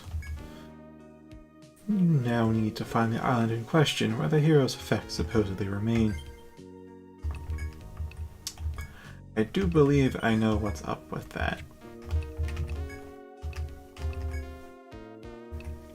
Let's see, Relic Note 1, reading came from Alright, reading 2, northwest, northeast, southwest, southeast. Okay, so directions to find gear northeast. Reading came from beyond the secret passage hidden to the naked eye. Reading came from the dead end of a narrow path out beyond a larger hall. Reading came from within a hollow in a large tree at the edge of the great hall.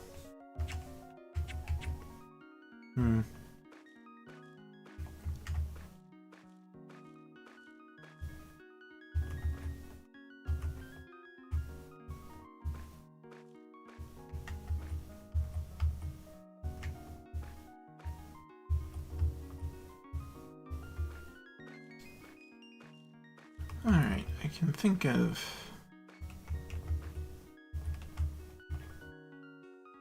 This is kind of more like a solid west than a northwest, isn't it?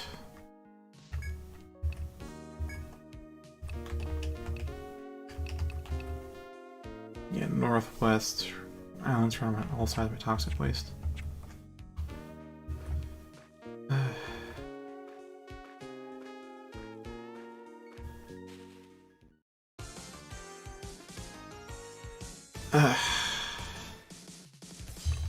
Alright, let's see. Chain freeze. Toxic actually, what are they weak to? Backlines weak to paralysis and cut, which is nice. This thing just it's gotta be paralyzing either way.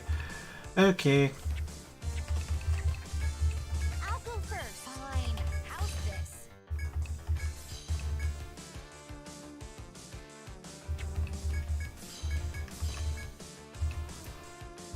And Icicle Lance. Leave it to me. Oh, sweet. We actually got it with that. Let's see you handle this. You won't get away from me.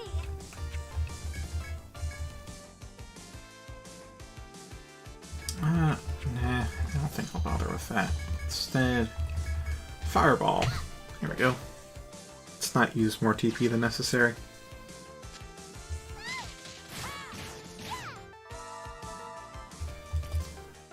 Okay, it only knows Neck Grip. That's all it's really doing. What is that? While wandering through the large room, you notice a spot where the ground is a different color from the rest of the earth around you. Could something be here? You dig up the dirt and unearth an antique firearm. This dimly glinting gun must have been left by the legendary hero discussed in the mission. You carefully stow away the old firearm in your backpack so you can bring it back to the city. Okay, how am I going to label this?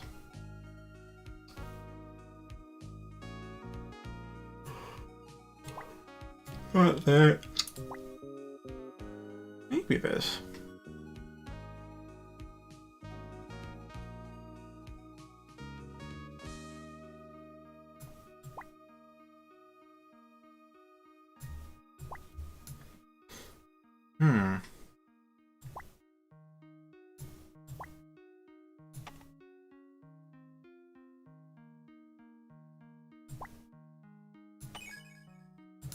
For now, I'll use this icon. Of course, give it a memo.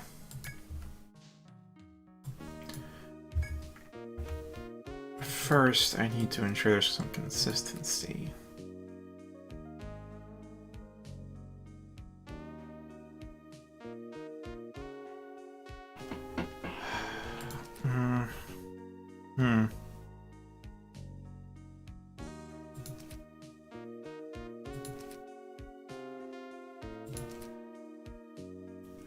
It looks like no matter what, I just end up having a exclamation mark there. Alright. I will say I do need to make a bit of a bathroom break though. So I will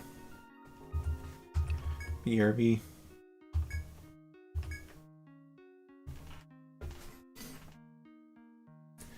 Be back in a bit.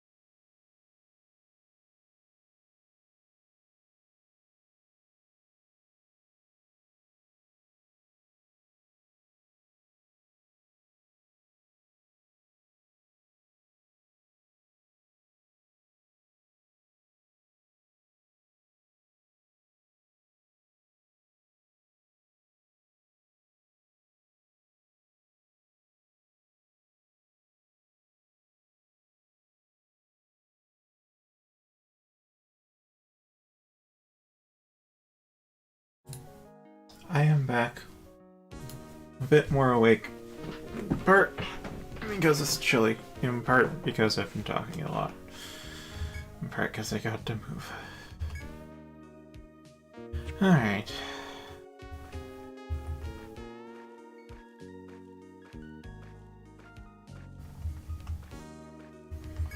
It's already close to ending anyways. Ah boy. Might just do a save state this time.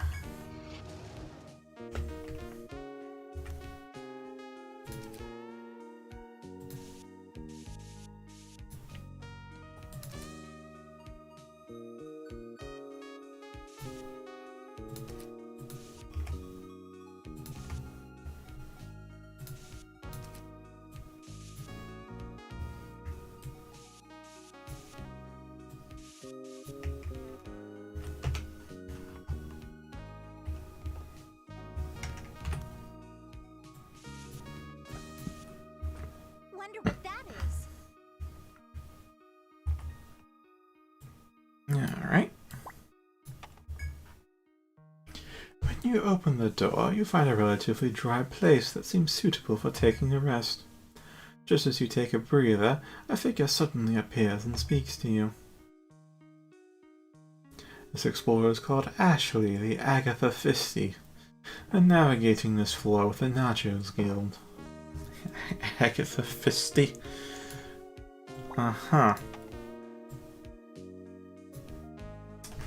Interesting name yet again. They explain that they set up camp nearby, but one of their teammates went scouting a while ago and hasn't returned. They're going to go out and search for their missing friend. They gesture behind them, indicating some makeshift beds of furs, leaves, and cloth. Before Ashley departs, you're invited to make use of the campsite. Resting here would replenish your stamina. You take Ashley up on the offer and remove your armor before lying down. The branches do squeak, but they support your weight well enough. It's a surprisingly comfortable place to kick back and relax. For a moment, you forget about the dangers of the labyrinth and fall into a deep slumber. Less than an hour, though. When Alaria wakes up from their restful nap, they realize their cheek is planted onto the cold ground, and they're drooling, too. It seems that after they fell asleep, the bed's legs broke and they rolled onto the ground. Likewise, the rest of the party's beds have fallen apart while they were sleeping. The beds might be completely useless now, but at least everyone is rested and refreshed.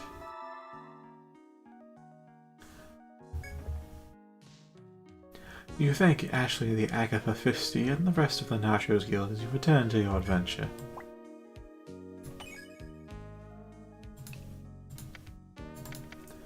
So, like, what happened to... What happened to him while we were asleep?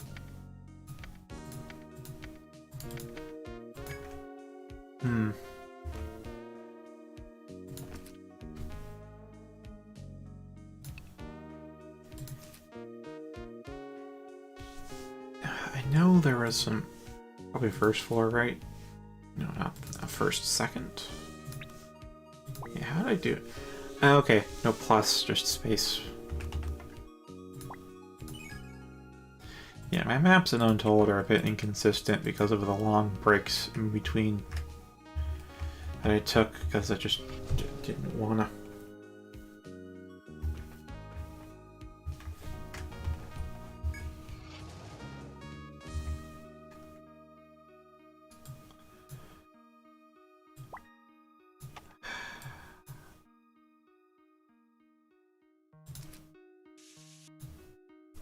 Upon stepping onto a narrow path in the area to the southwest, you stop and pull out a copy of the directions to the Heroic Dragoon's gear.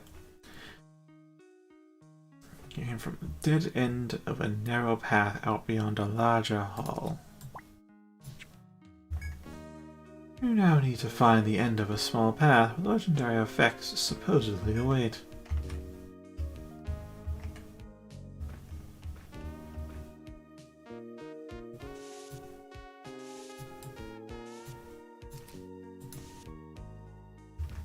Oh. no.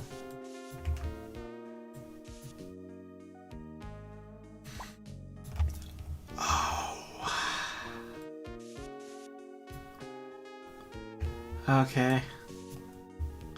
We come back during daytime.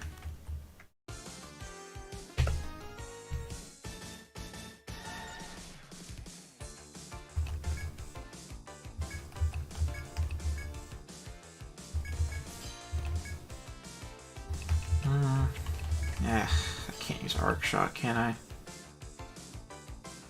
Yeah, I'll bring along Ardentia then. Because I really want to use Arc Shot, but if I use Arc Shot, then Alyssa doesn't get a chain proc, so just kind of barred from using it.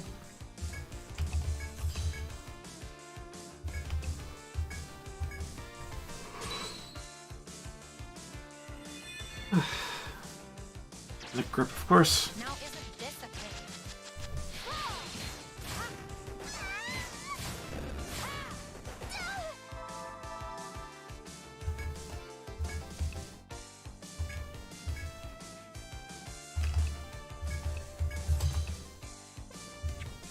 No, they're weak to paralysis too, okay. Watch this.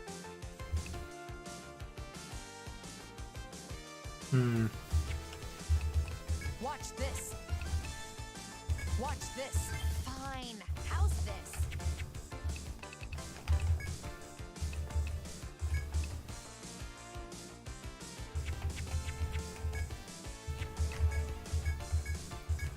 Attack that, hit backline, Arc Shot.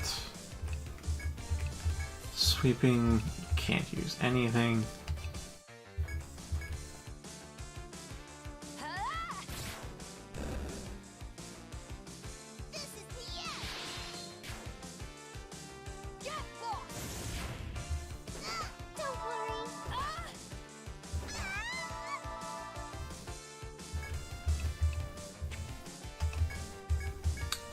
This is what I call a rough time.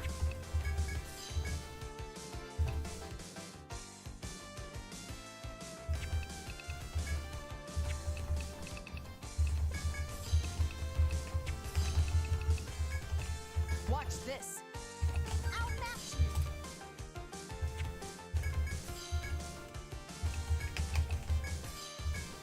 Huh, nope, not. Just attack at that point. My ace in the hole. Yep, I can keep going. Just one more.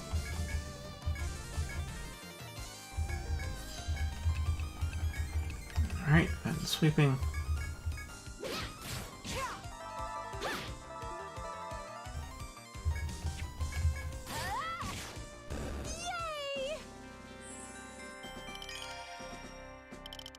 Yeah, I'd say Arasia is pretty good.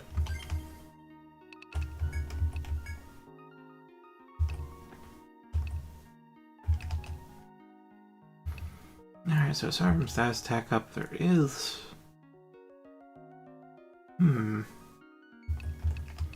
Black Blade, maybe. Fatal Reap, maybe. I'd kinda like Judgment, if I'm being honest. Mastered it.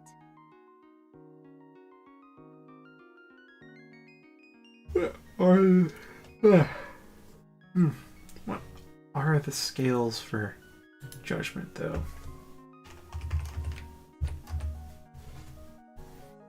What are its stats?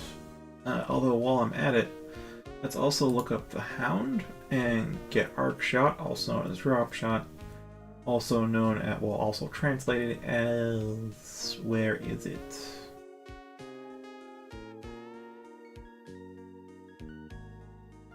Let's see, that's Flying Hawk. Here's...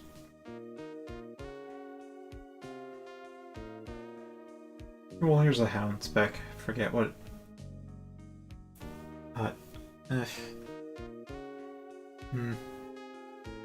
Hunting Hound, that's what it is. I remembered it was alliteration, couldn't remember what the word was.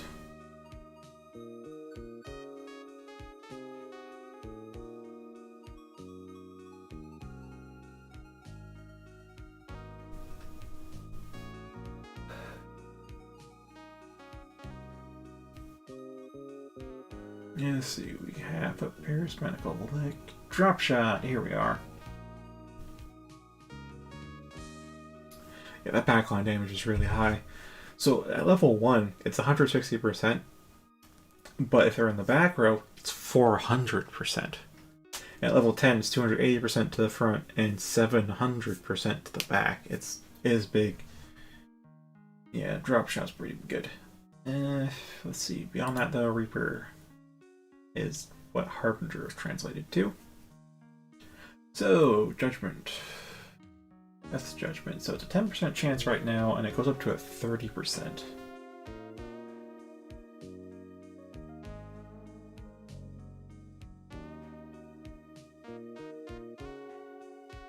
Yeah, level 3 is 12%. It's 1% per point. The big break points of 5 and 10 are where we actually get something, any kind of useful increase. It's a big thing.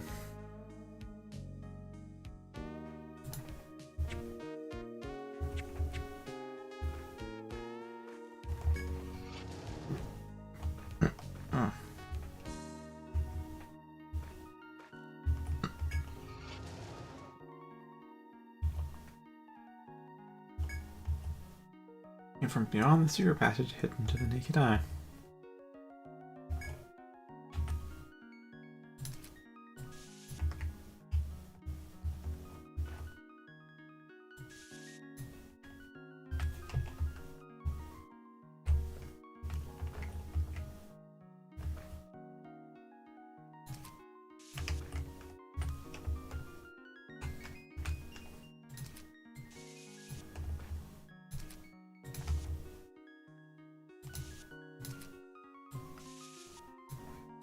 Alright.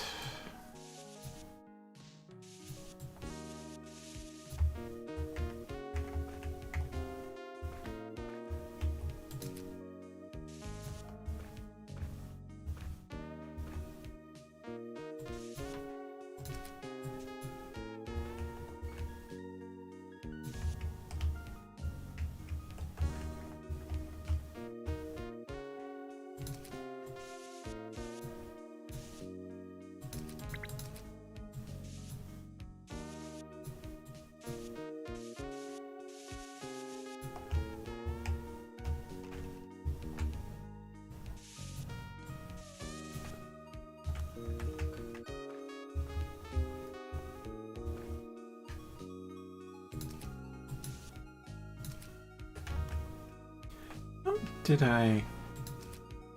Yeah, it's blue, because you can see over it.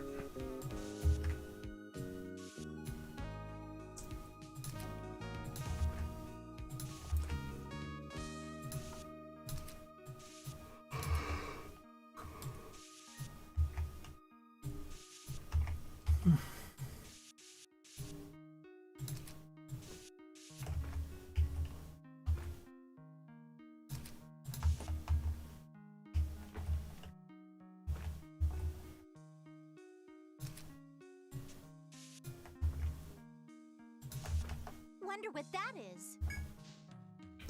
You cautiously pick your way around the marsh.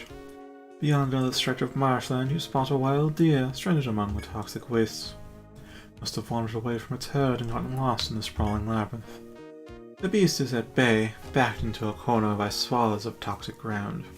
You could hunt this deer to add to your provisions fairly easily. Alaric just so happens to have the hunting skills for the job. Alaric takes out a long knife and swiftly slays the deer.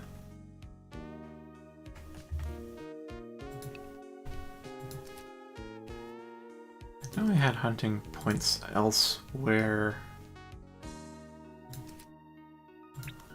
How did I mark them? Yeah, just hunting spot. Okay.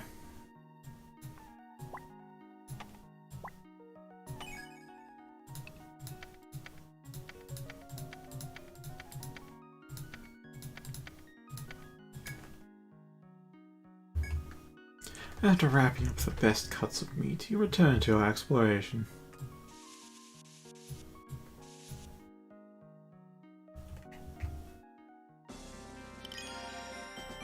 Another... okay.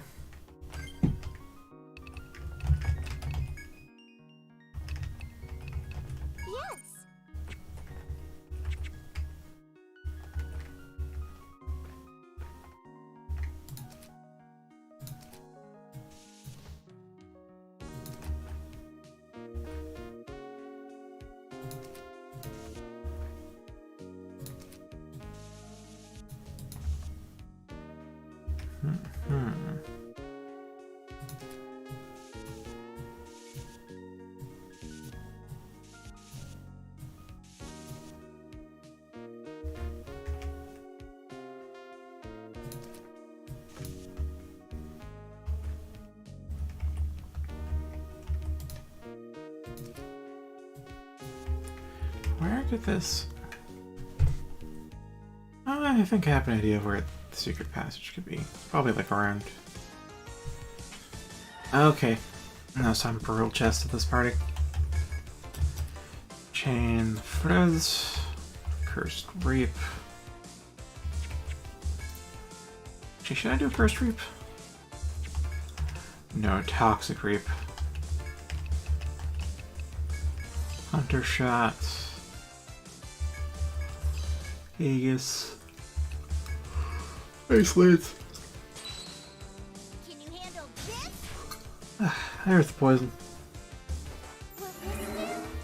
Handle this? Ha! Time to show off! Ha! Just one more.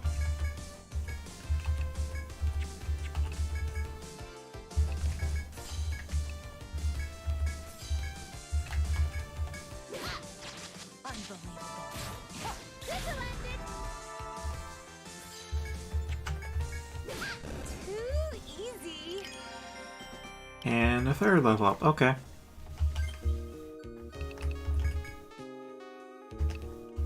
I see.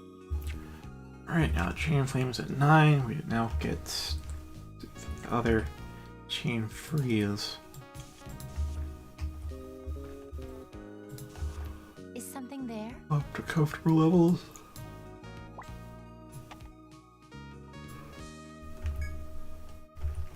Alright,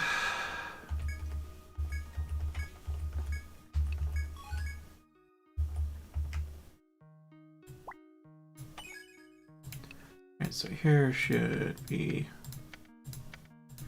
Mendra Potato.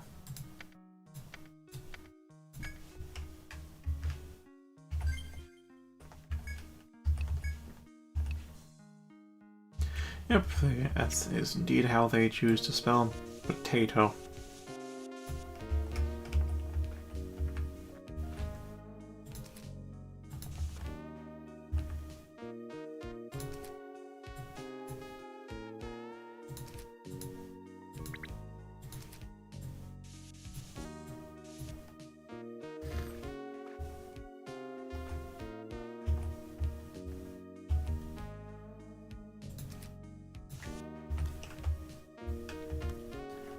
Okay, let's see. It should be like that. And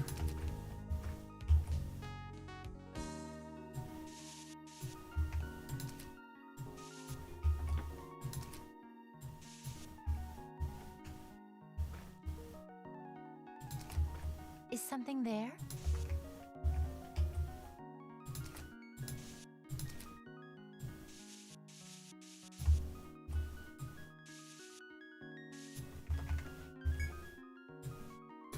a weak whine echoes from further down the cemetery. A dog soon limps into view. The dog notices you. It stumbles feebly toward you, its tail wagging happily behind. Considering the dog's friendliness, it must have been someone's pet. Separate from its owner, you look around, but no one is nearby. The least you could do is give this lost, hungry dog something to eat. Meat or roasted meat? I don't know. Let's give it meat. When you offer the dog some meat, the dog wags its tail and digs right into it. Eventually, the dog finishes. It barks happily and looks around as if searching for something.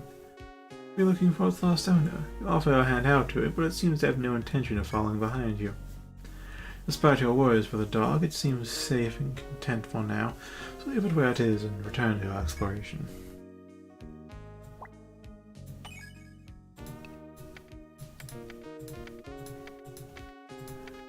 Again, not sure how the dog got up here.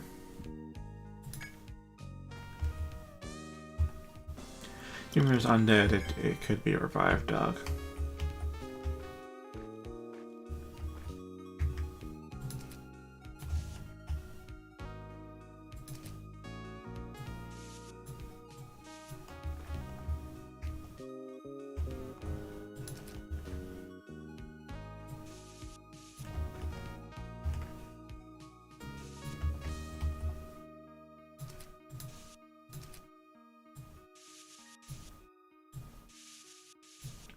Ah, I accidentally used purple. Guess I'm not just that tired right now.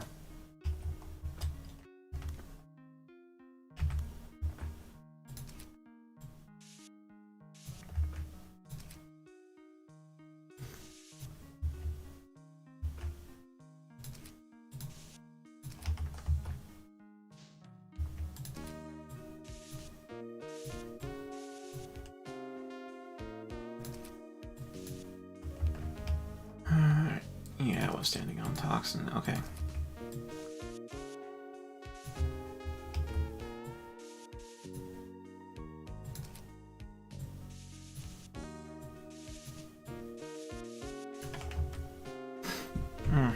Okay, I kind of remember where the entry point is then.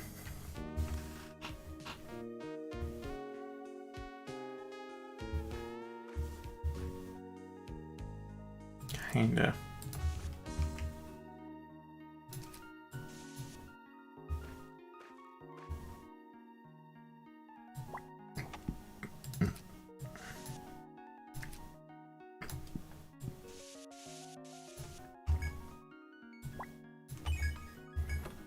Inside the treasure chest is Glint Pendant.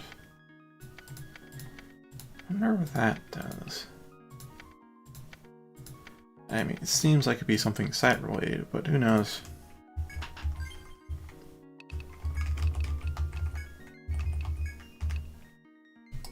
Flasher. A pendant with a unique mechanism. Press the button to emit a light. Interesting.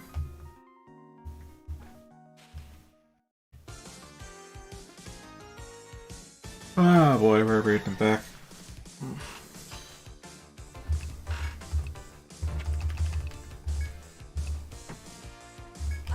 Do I have to?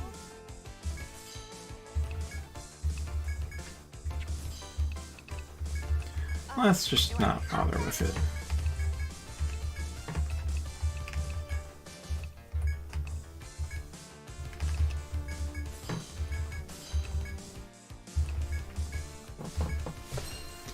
Alright.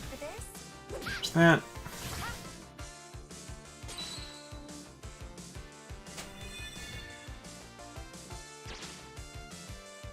Now isn't this a thing?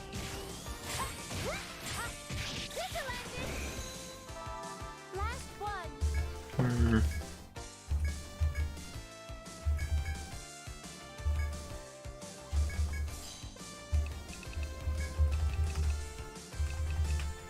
Here I go. Actually, no, let's do super speed then. Fine. How's this?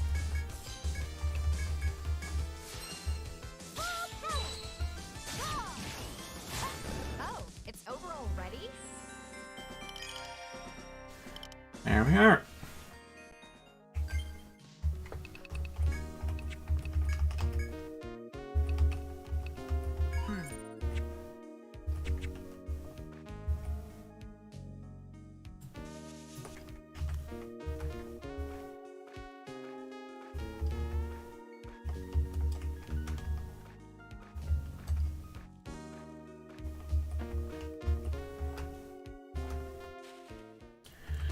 Yep, here it is.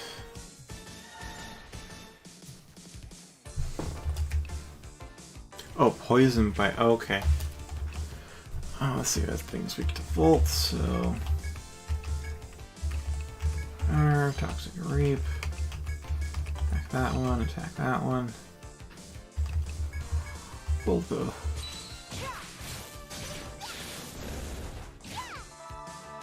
Surprised it didn't do its specialty.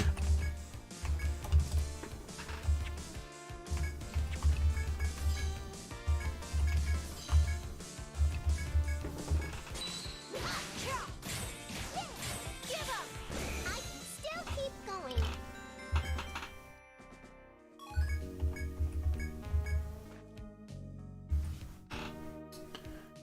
Alright.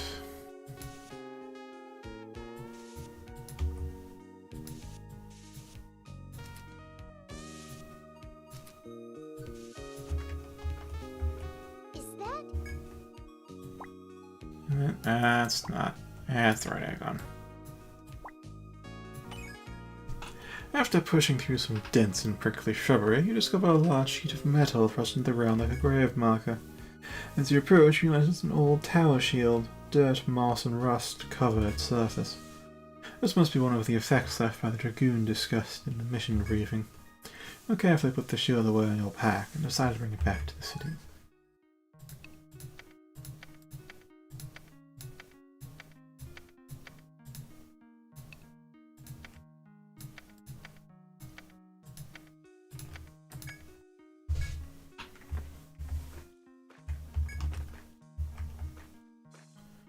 Alright. That's 2 pieces gotten. Let's do some gathering on our way back to town so I can save and stop being drowsy by going to sleep. Alright then. Alright. Wow, here's some more.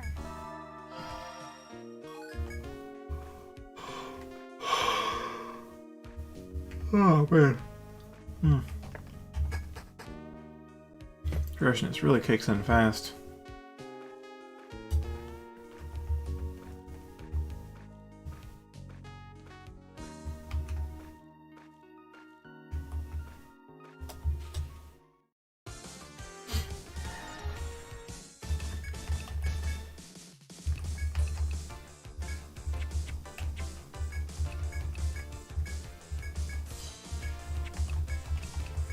See, arc shot, attack that. No poison. Fantastic. Just fantastic.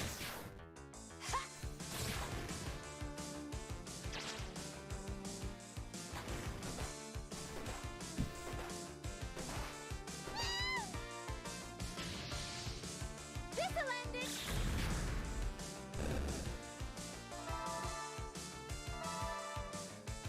Oh, that's nice.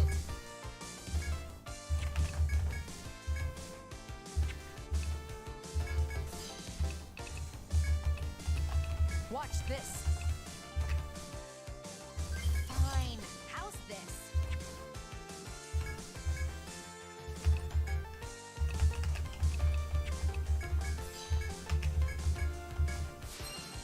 My ace in the hole.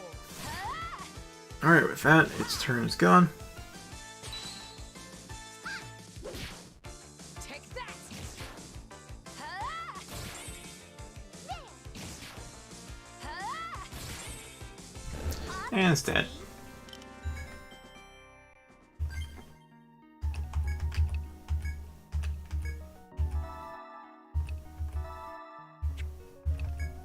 Thanks.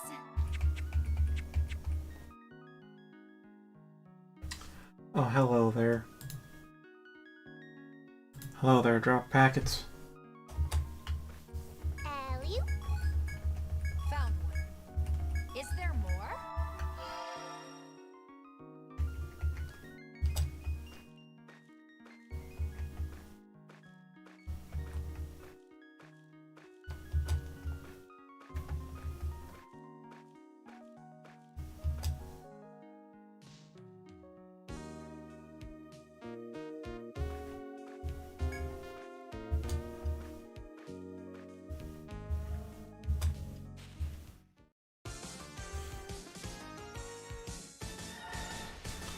Those were some incredibly late packets, I must say.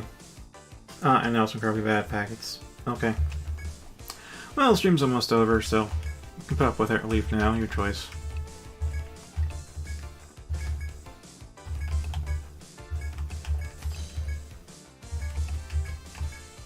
Take that.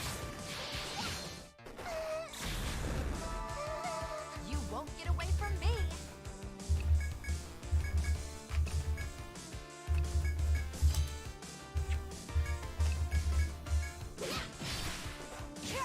Obviously.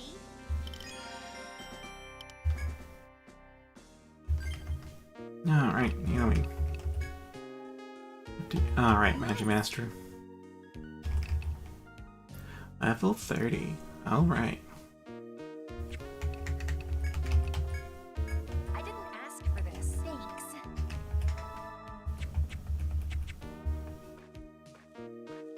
I should get some auto bathing up for this.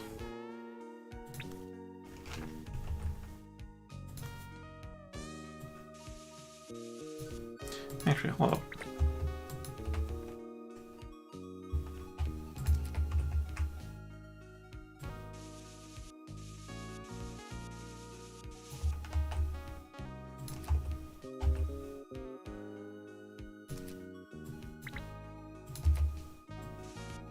Ah. Ah.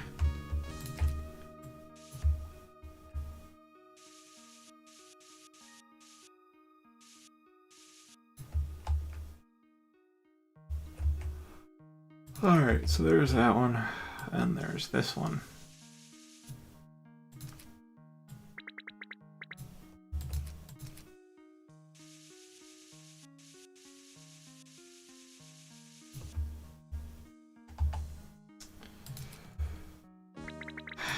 So many wrong turns.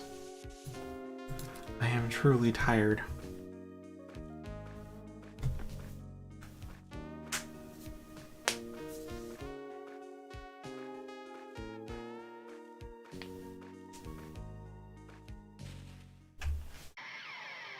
Oh, but these guys aren't that threatening.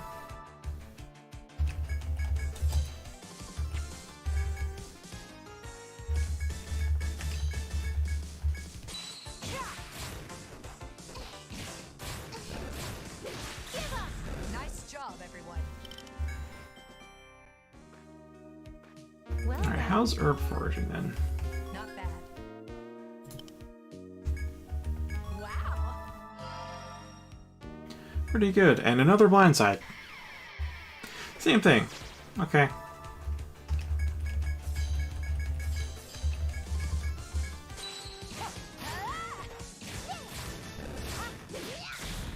Too easy.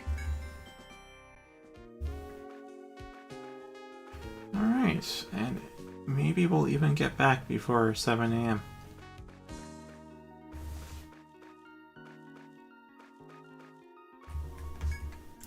That we do. Hey there. What are you selling? Sell off the hull and then hit the hay. In more ways than one. Yourself a deal. What are you selling? Anything else? You're always such a big help. Welcome back. Good night and sleep tight. How can I? Do you want to save? Take care. So, good night. Thank you for watching. I'll be here tomorrow night. Fare thee well.